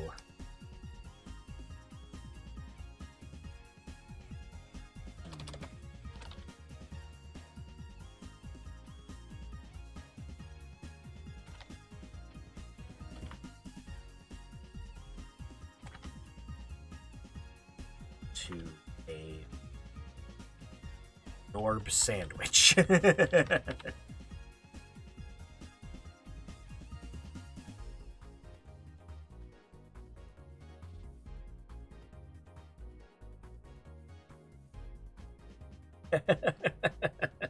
Oh my god, I just had a very silly idea for again, we're going after like Don Matrick and everything. I just had a very silly idea of something we could do. So I was thinking like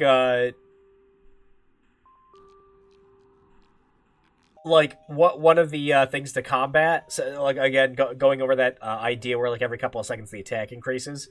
One of the enemies could be the X-bots. It's the like derogatory name everyone gives like Xbox fans online. And like if you wait too long, there's just way too many of them and they overwhelm you.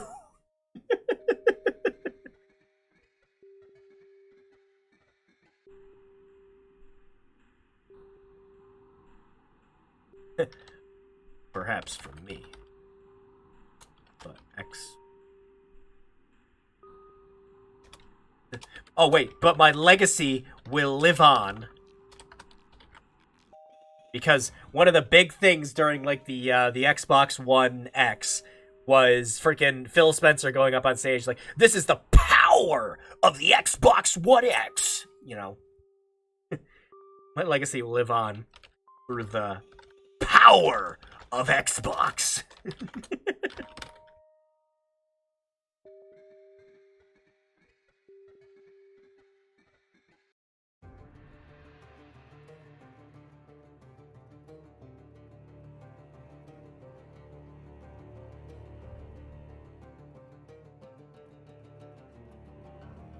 And then, Hillet comes out, and he's all...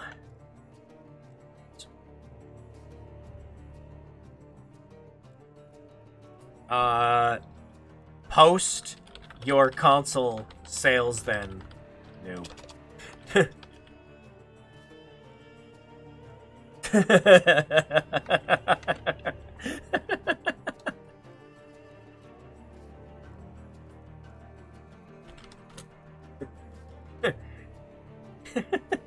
Because Microsoft hasn't posted their console sales for the longest freaking time, and they've just kind of been letting because like Sony just like constantly posts theirs all the time. It's like, hey, look, we just got done selling like 12 million PlayStation 5s, and Xbox just like, yeah, we sold a good number. It was more than last year. That's all you have to know. No, facts and logic. My one weakness.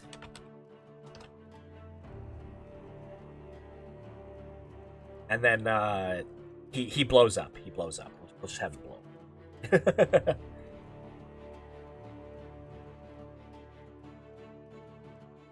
And for a very easy blow up, through the power of gigaflops.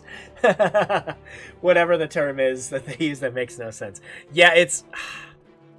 So, when... It really is a market. Like, it's much like blast processing, it's a thing that makes sense, but it's a marketing term.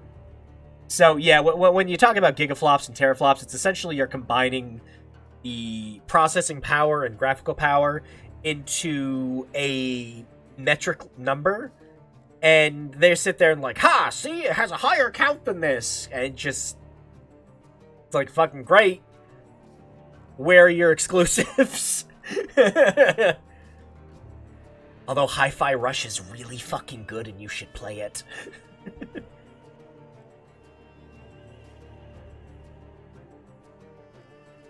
All right, so yeah, we'll have him blow up. So in order to do something like blowing up, we can actually do a very simple, fun combat animation. So we can make our own animation systems and things like that, but there should be one here for just an explosion.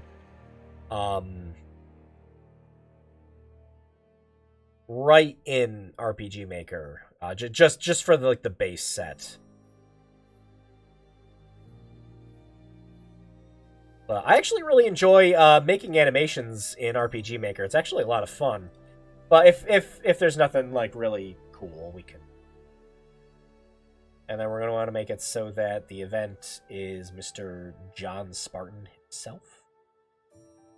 Wait, did we not? Hang on, did we not give Mr. John Spartan? Oh my god, we didn't. We never gave him a name. Jeez Christ. There. I was like, no wonder we can't find him.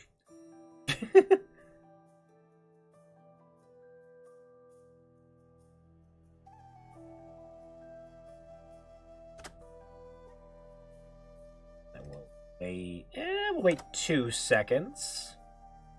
No, facts and logic. My one weakness. Which is kind of funny considering that coming off the 360, Xbox One was poised to make a killing until the presentation and the Kinect. And until the always online requirement. You know, you had to do the daily check-in. You had to have Kinect plugged into it at all times. Yeah, oh man. That's just kind of the definition of that scene from Back to the Future, where he gets done playing at the concert, and he's just like, I guess you guys weren't ready for that. All right, so there should just be, yeah, I think that'll work. John Spartan, completion. Actually, we won't have it wait for completion.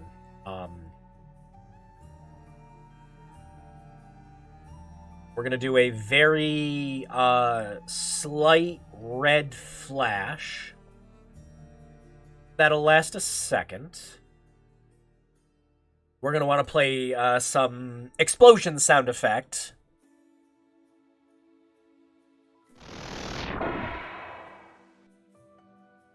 One of the Earth ones should probably have a good explosion effect.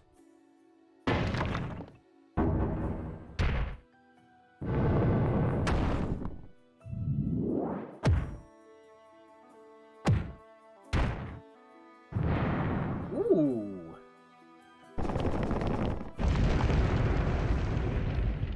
That works. Yeah, there we go.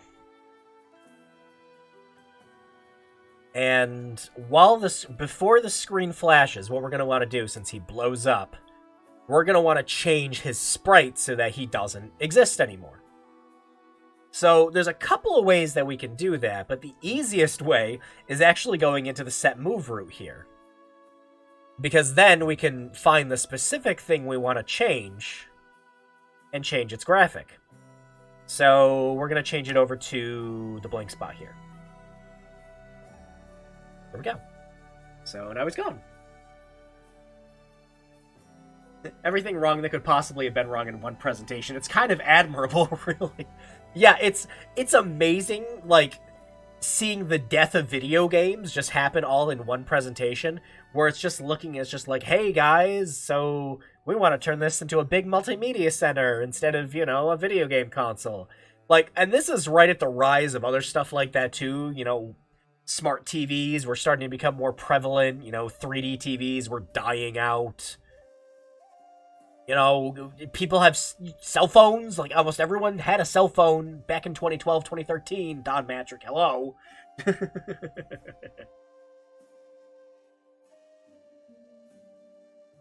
But, yeah. So then we'll do all that, and we'll have it wait a couple seconds. We'll probably have to test this scene to make sure it actually works.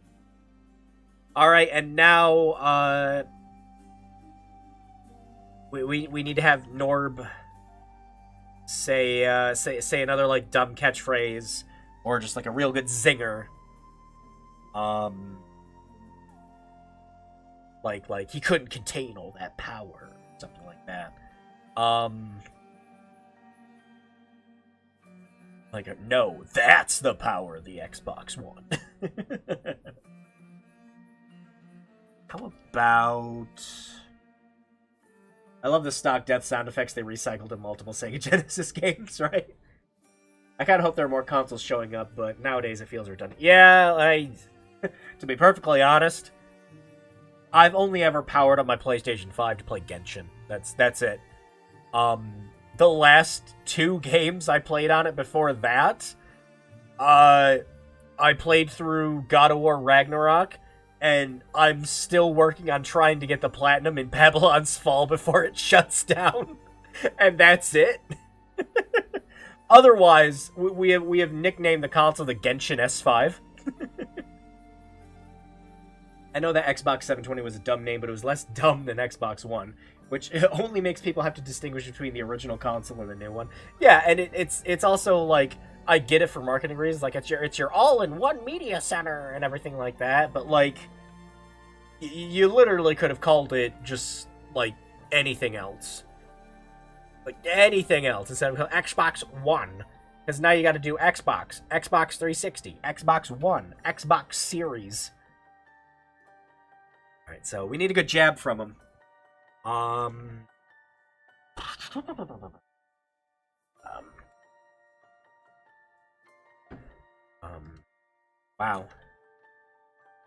Died. And slow, painful death before to endure.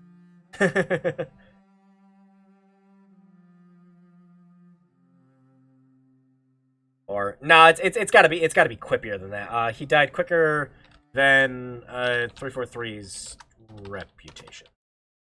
There. All right, and then we're gonna want to make it so that he does not try to kill us again after all this happens. So let's set up a new switch that says John dialogue, John defeated. Turn it on. We'll have a new page so that when John dialogue defeated is on, there's no sprite, and he doesn't do anything. He's just gone. Oh, below characters. Okay. So, now that we've done all this crazy spaghetti code, we need to make sure that it actually works.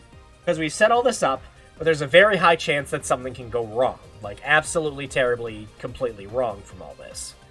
Because while I'm fairly certain we could get all this working... Oh yeah, we gotta turn the John battle start on. Well, I'm sure we got all this working because literally all we had to do was just change over a couple of the slime events over to Mr. John Spartan ones. Yeah.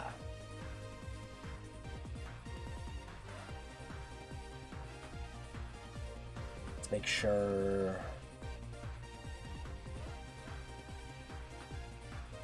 What did we have the score set for? I don't even remember. Oh, the score set was for the spacebar. That's right. Right. The PS5 just has no games. There's plenty to play on there now. More than there was, like, a year ago. Like, there's good stuff to play on there, but it's, like, all the games I could recommend that are PlayStation 5 exclusive that you should play, I could probably count on 2 hands, and that's it. And we're... almost, and we just crossed over the 2-year threshold for the console. Like, this year looks like it's gonna be packed, but oh.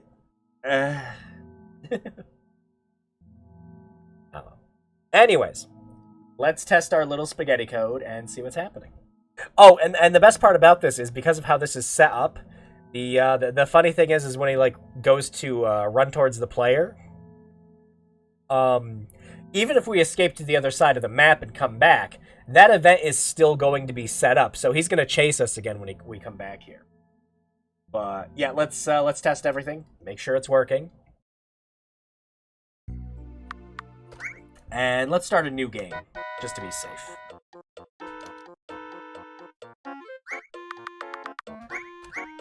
Actually, I'm gonna change something quick, because it's going to annoy me. Hang on. We are going to make it so that we don't have equipment, we don't have skills. So... Wait, is this for the menus, or is this the... Okay, yeah, this is the menu. Items, skills, save. There. Did everyone at least get a PS5 by now? Yeah. Sony is, like, stated this year that, like, you know, good news, because they did a big restock during Christmas. And now you can actually just kind of walk into most stores and pick up a PlayStation 5. It's just something you can... You've been able to do it with Xbox Series S's for a while. And now you can do it with Xbox Series X's just fine. But yeah. It's finally going to be time for me to trade in this fucking piece of shit digital and get a disc-based one now. Hi. Well, I could just walk into a GameStop and do it now, man! Liar. Full of shit.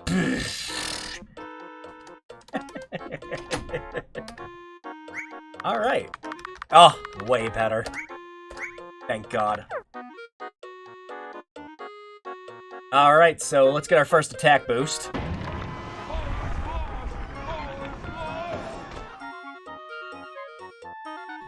If anyone could tell me where that all is lost clip comes from, you get an internet cookie. Here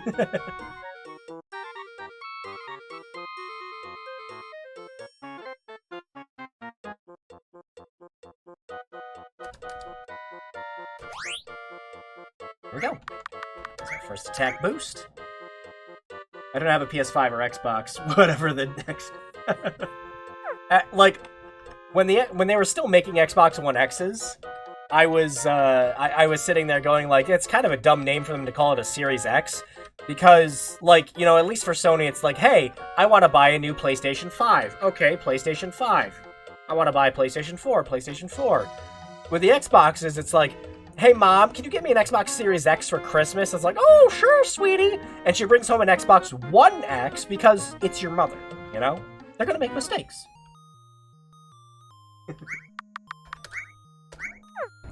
All right. No, I need it for Last Guardian. I don't believe you. I don't think I'll have a disc PS5 by the time Babylon's Fall's dead.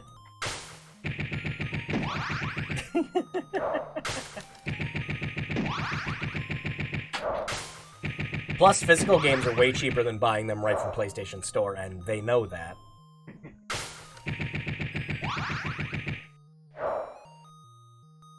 There was the Xbox S All Digital Edition.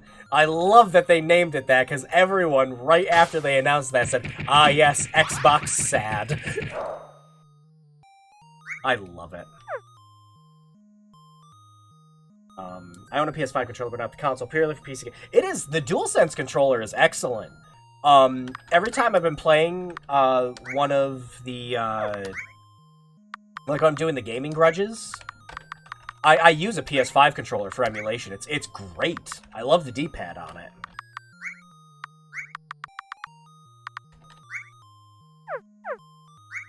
Alright, Stat Radar says we got 13 HP. Let's drink some chalky milk. Also, I noticed that we're losing 2 chocolate milk every time I use one. I think I know why.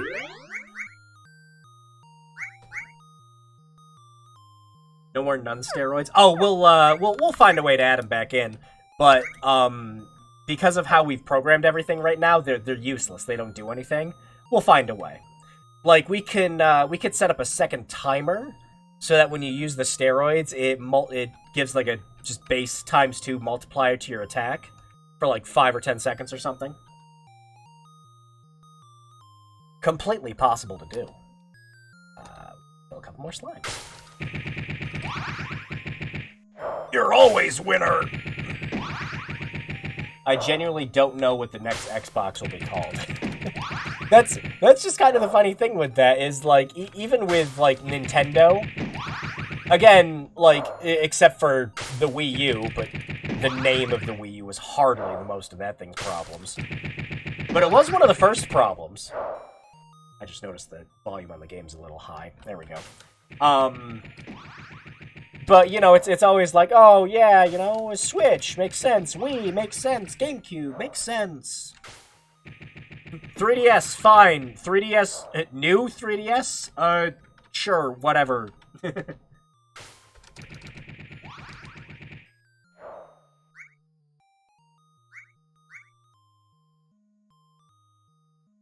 Ah, we need to kill 2 more.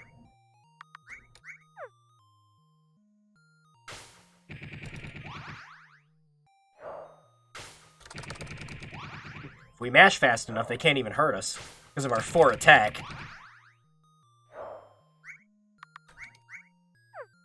Here we go. And now we have 6 attack. Oh, look at that.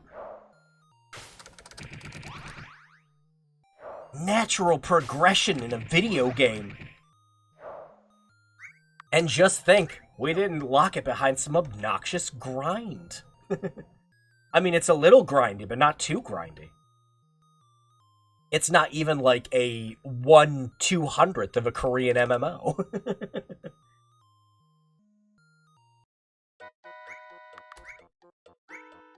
Alright, well, let's go see if this works.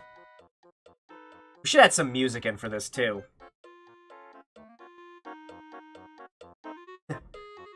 Does that chest refresh like the Final Fantasy VII Lightning Dodging Hell? No, it's once you've opened it up, it's done for good. Alright, let's see. Don't move. Who the hell are you? They call me John Spartan, designation 343 Halo Killer. Like, the rings or the franchise? Yes. Captain Key's permission to engage this Naruto wannabe. Granted, but be careful, John. His small but quick frame could easily outmatch your beefcake of a body. Understood. Initiating protocol Rafflecopter 3.1415. Careful, Norbin! I've heard stories of this one! You have to watch out for her arm blaster trap! Stop calling me Metroid.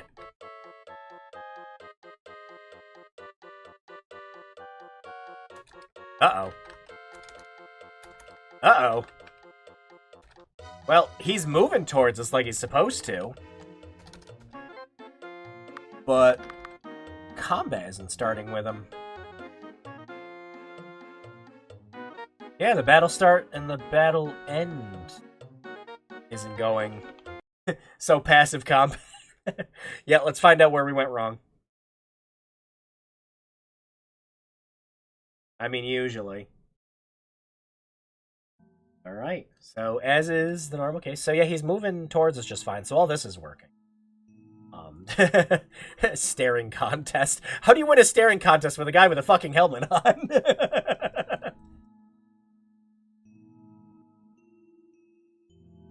Alright, let's see. Ah, I think I know why. Hang on. The battle reset is on, but our other event wasn't on. Battle End. Which we had on for the slime event that was here, but not for Mr. John Spartan.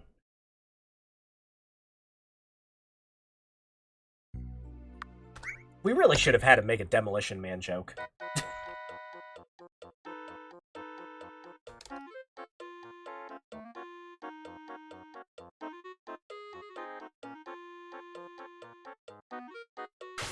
There we go. Uh-oh. Now he's not flashing. But is his HP going down? Yeah! His HP is going down, but he's not flashing. So let's fix that. I bet I know what's causing that. Our combat time thing here is looking for, yep, event 4 instead of John Spartan. There we go.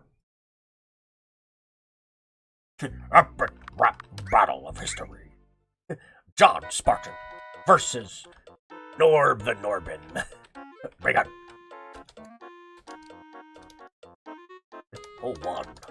Who's next? Who decide? Alright.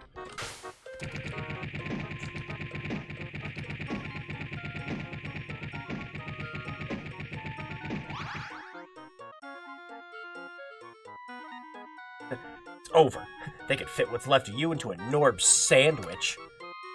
Perhaps for me, but my legacy will live on through the power of Xbox. Post your console sales then, noob. No! Facts and logic, my one weakness!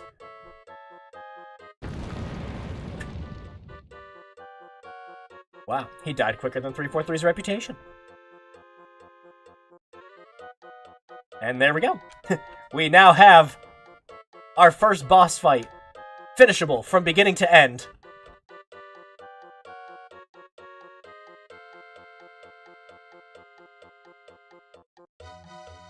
Very nice.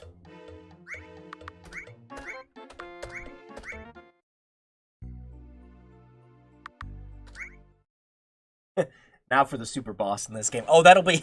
the super boss is whoever the heck we decide to put on the tip over here.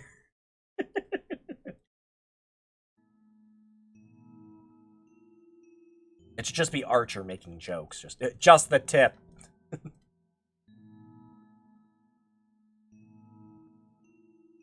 And, you know, the other fun thing we could do with this, too, is we can make it so there's, like, a difficulty selection in this. And you just change up the attack and HP of the enemies. It's another thing we could do.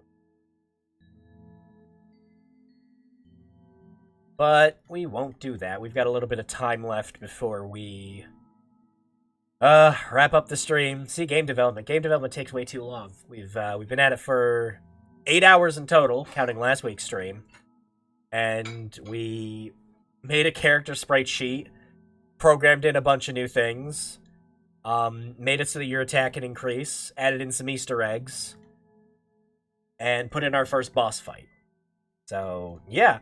Again, might not sound like a lot of progress, but in 4 hours, we've done quite a bit. And we haven't really run into any, like, big roadblocks like we did last stream. So, I kind of consider all that a win. Why don't we do something fun to close it out? So, I want to see if someone's got, like, a, needs boss beat. That's exactly what I was thinking.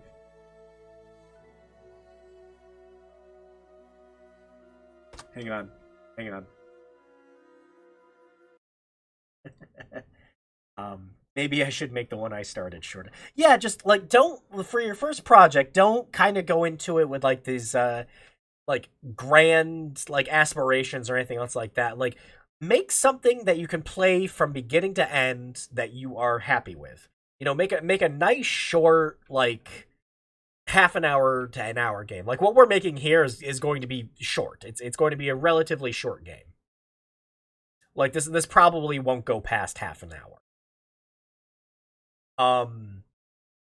But yeah, make something, and then once you're all finished with it, you can say, yay, I made this, and I've learned a whole lot just from doing these simple things. So now I can expand out to doing more stuff. Hang on a second, I gotta...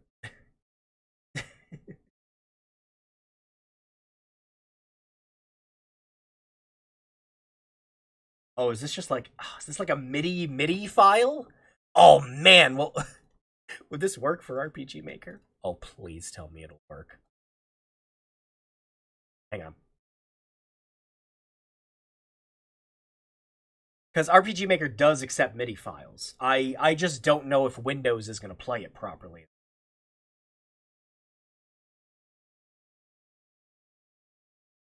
Okay.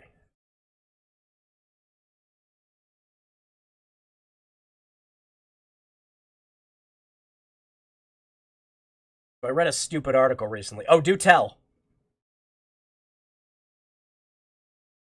IGN went on saying maybe Sony should go back into the portable market. You know, considering the market shares they had with the PSP, I mean, yeah, but the problem is with the Vita, they just didn't support it at all, like, a year afterwards. Like, everyone else was supporting the Vita except Sony, was the problem. Like, would it be cool to see him make a new handheld? Yeah, but they're not going to.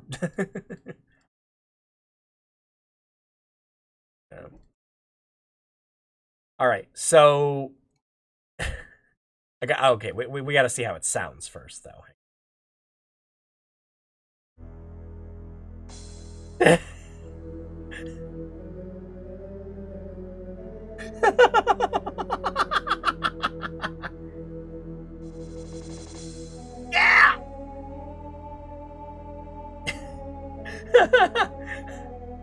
Great!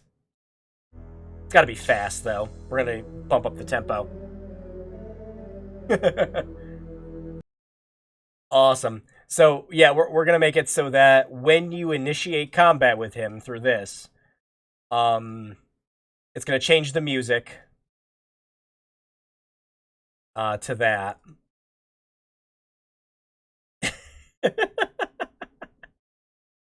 Alright, play background music.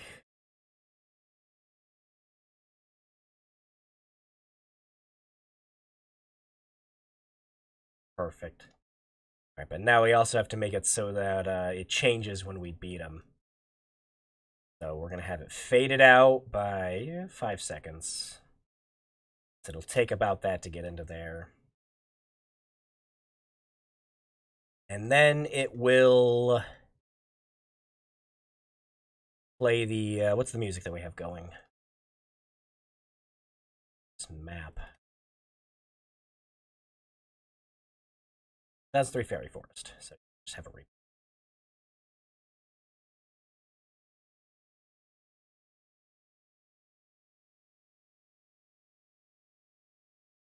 Fade it in. Here we go. Oh, it's going too fast.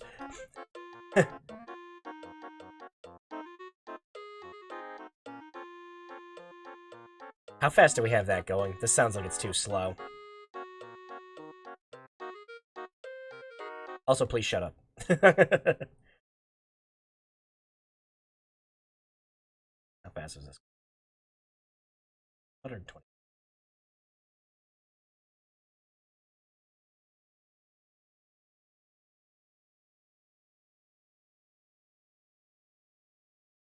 All right.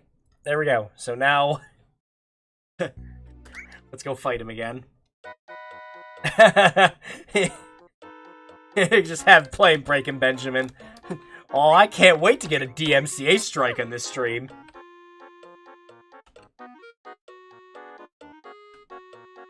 Alright, well, we're clearly not equipped to fight him this time. So we'll have to see what happens. It's very fitting.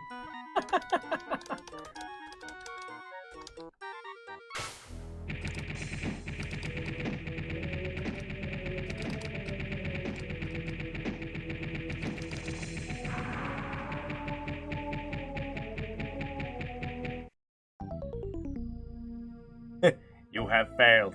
Go home and be a family man.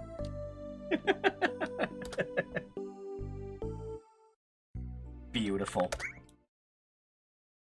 But I did notice that, we were still attacking him while we were dead, which could cause problems when we go to do it.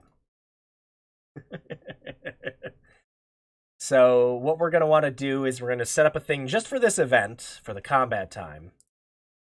There's a couple ways we can do it, but I think the easiest way will be to just make it so that actor... No, you can't do... Oh, yeah, we can. Hang on. Let's say actor variable Norbin HP less than or equal to 0. Last gasp attack. Okay,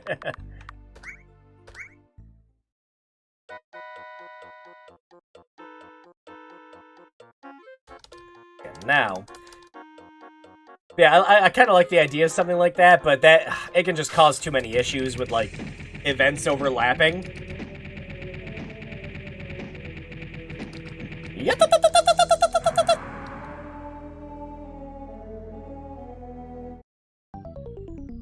There we go. And now we don't do anything when we run out of HP. So, we definitely didn't finish the game by a long shot. But, I'd say we made some excellent friggin' progress, just like last week. We have a boss fight, we have collectibles that increase your attack, we made our own custom Master Chief sprite. I'd say good progress all around. Like, just, and we have, like, natural progression. So, like, oh, that fight, oh, it's impossible because we don't have enough HP and our attack isn't high enough. But, you know, we go back, we buy more Chalky Milks and get the bootleg DVDs, and voila, we can go back and we can beat the attack. Natural video game progression. And once again, I'd like to reiterate, we are doing this using none of RPG Maker's actual RPG systems. Like, this whole where's the one for, yeah, there we go. This whole thing here for enemy troops and things like that, completely useless. All this is just useless. Battle screen here, useless. Terrain type for battles, useless. This is fun. This is a lot of fun. I'm really enjoying this.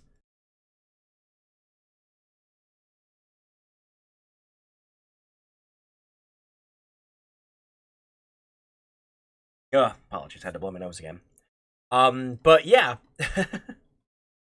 There's a lot of stuff we can add, but I think what I'm going to do this time is we won't do an RPG Maker stream next week. We're going to find something to actually play. But this whole week was a mess, like an actual mess. I didn't think I was going to be home all day yesterday and the day before. Well, not my home, my parents' home. And today I didn't get out of work until half an hour before the stream started. So I barely got to do any of the things I wanted to do because I actually wanted to do a little bit of work on this, like over the weekend, which I couldn't do before, but now I'll have a chance to, and I'm going to have more time off next week. So I'm going to see if I can get some extra work done on the game. Just do a bunch of side stuff so that we're not, you know, sitting at me designing a sprite for an hour and a half or whatever. I'm going to work on a bunch of little, like, dumb side things.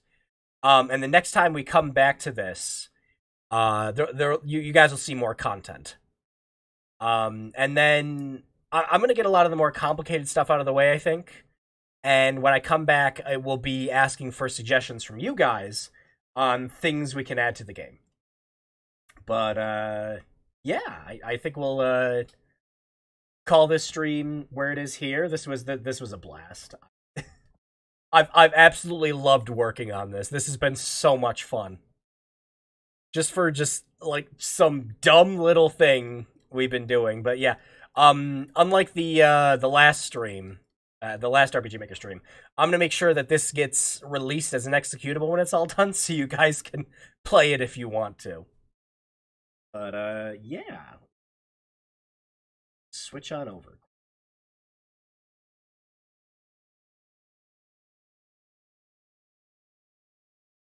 There we go. So, yeah. Really, really loved this. I had more fun with this stream than we did with the last one. Of course, the last one was literally building a battle system. But yeah. I think the one big thing I want to work on next time, like before you guys see the game again, is I want to see if we can get like that gauge going for every time you beat enemies, it goes up, so you can activate Norbin time. I think I'll make some like choice, like I'll put some choice voices in there too. So like I'll do some really muffled, just like it's Norbin time.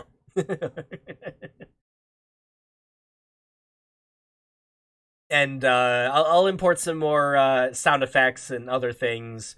We'll try to add a little more pizzazz to it. And the other big thing I want to see if I can work on is if we can implement an actual HP and coin meter that shows how much HP and money you have on the screen at all times. It'll be a bitch to program, but I know exactly how to do it. Because if we were to try to program that on stream, oh man, that would be the whole stream, and that'd be boring as hell. But I hope you learned something. I was about to say that this has been very fun. There's a couple of things I've been learning too, and that's the thing about game development is you're always learning something. I'd say, you know, whether it's like the technicalities of using a new version of an engine, or just learning an entire new game engine itself. There's always something to learn. And this has just kind of been a fun little challenge thing for something I've never really done before. All wrapped together in just a real memey product we've been working on. But yeah, lots of fun and highly, highly enjoying this. But next week we will play something else. What's on the horizon for games coming out? Because, I mean, we didn't really play any new games. We've mostly just been working on stuff. Cause last week was Dead Space.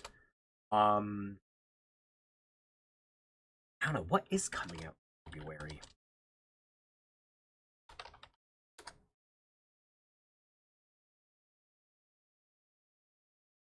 Anything fun? Any fun reboots? I'm not doing that. Hi-Fi. Yeah, Hi-Fi came out. And I don't know if I'd do a stream of that one. Forspoken. Ugh, definitely wouldn't do a stream of that. Not until the PC version stops being a complete and horrid mess. Oh, Atomic Heart comes out next month. Cool. Yeah, and the PSVR 2 comes out next month, but I'm kind of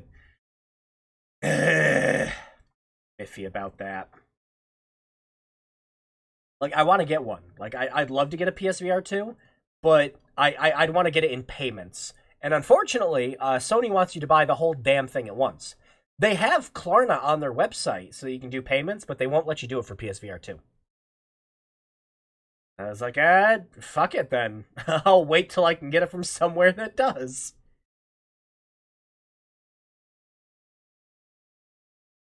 There's a Castlevania 2 remake that came. Oh, I picked that up. The one that plays more like Symphony of the Night. I have that downloaded. We'll find something. Whether it be another Bad Games block or a Gaming Grudges. Yeah, I've actually got a couple of those lined up. We'll leave it to a poll. Heck, I've got a backlog of games that I've just wanted to stream. No particular series or anything like that, but just games I've wanted to play. I do that. What else? Octopath Traveler 2 comes out next month. Right. Oh, yeah. Tales of Symphonia Remastered comes out next month. Oh, boy. Remastered in glorious 30 FPS and whatever the fuck resolution the Switch is going to run it at. Yeah, remastered my ass. The GameCube original ran at 60, guys. Every single port of Tales of Symphonia after the GameCube version just got progressively worse and worse. The PS3 version chugged like a motherfucker. Ugh. Gross. You want Tales of Symphonia remastered, just play it in Dolphin. Yeah, there's a couple things coming out this month. Oh, yeah. March, we definitely gotta play Resident Evil 4. Like, that's gonna be a necessity. Stream, we gotta do that.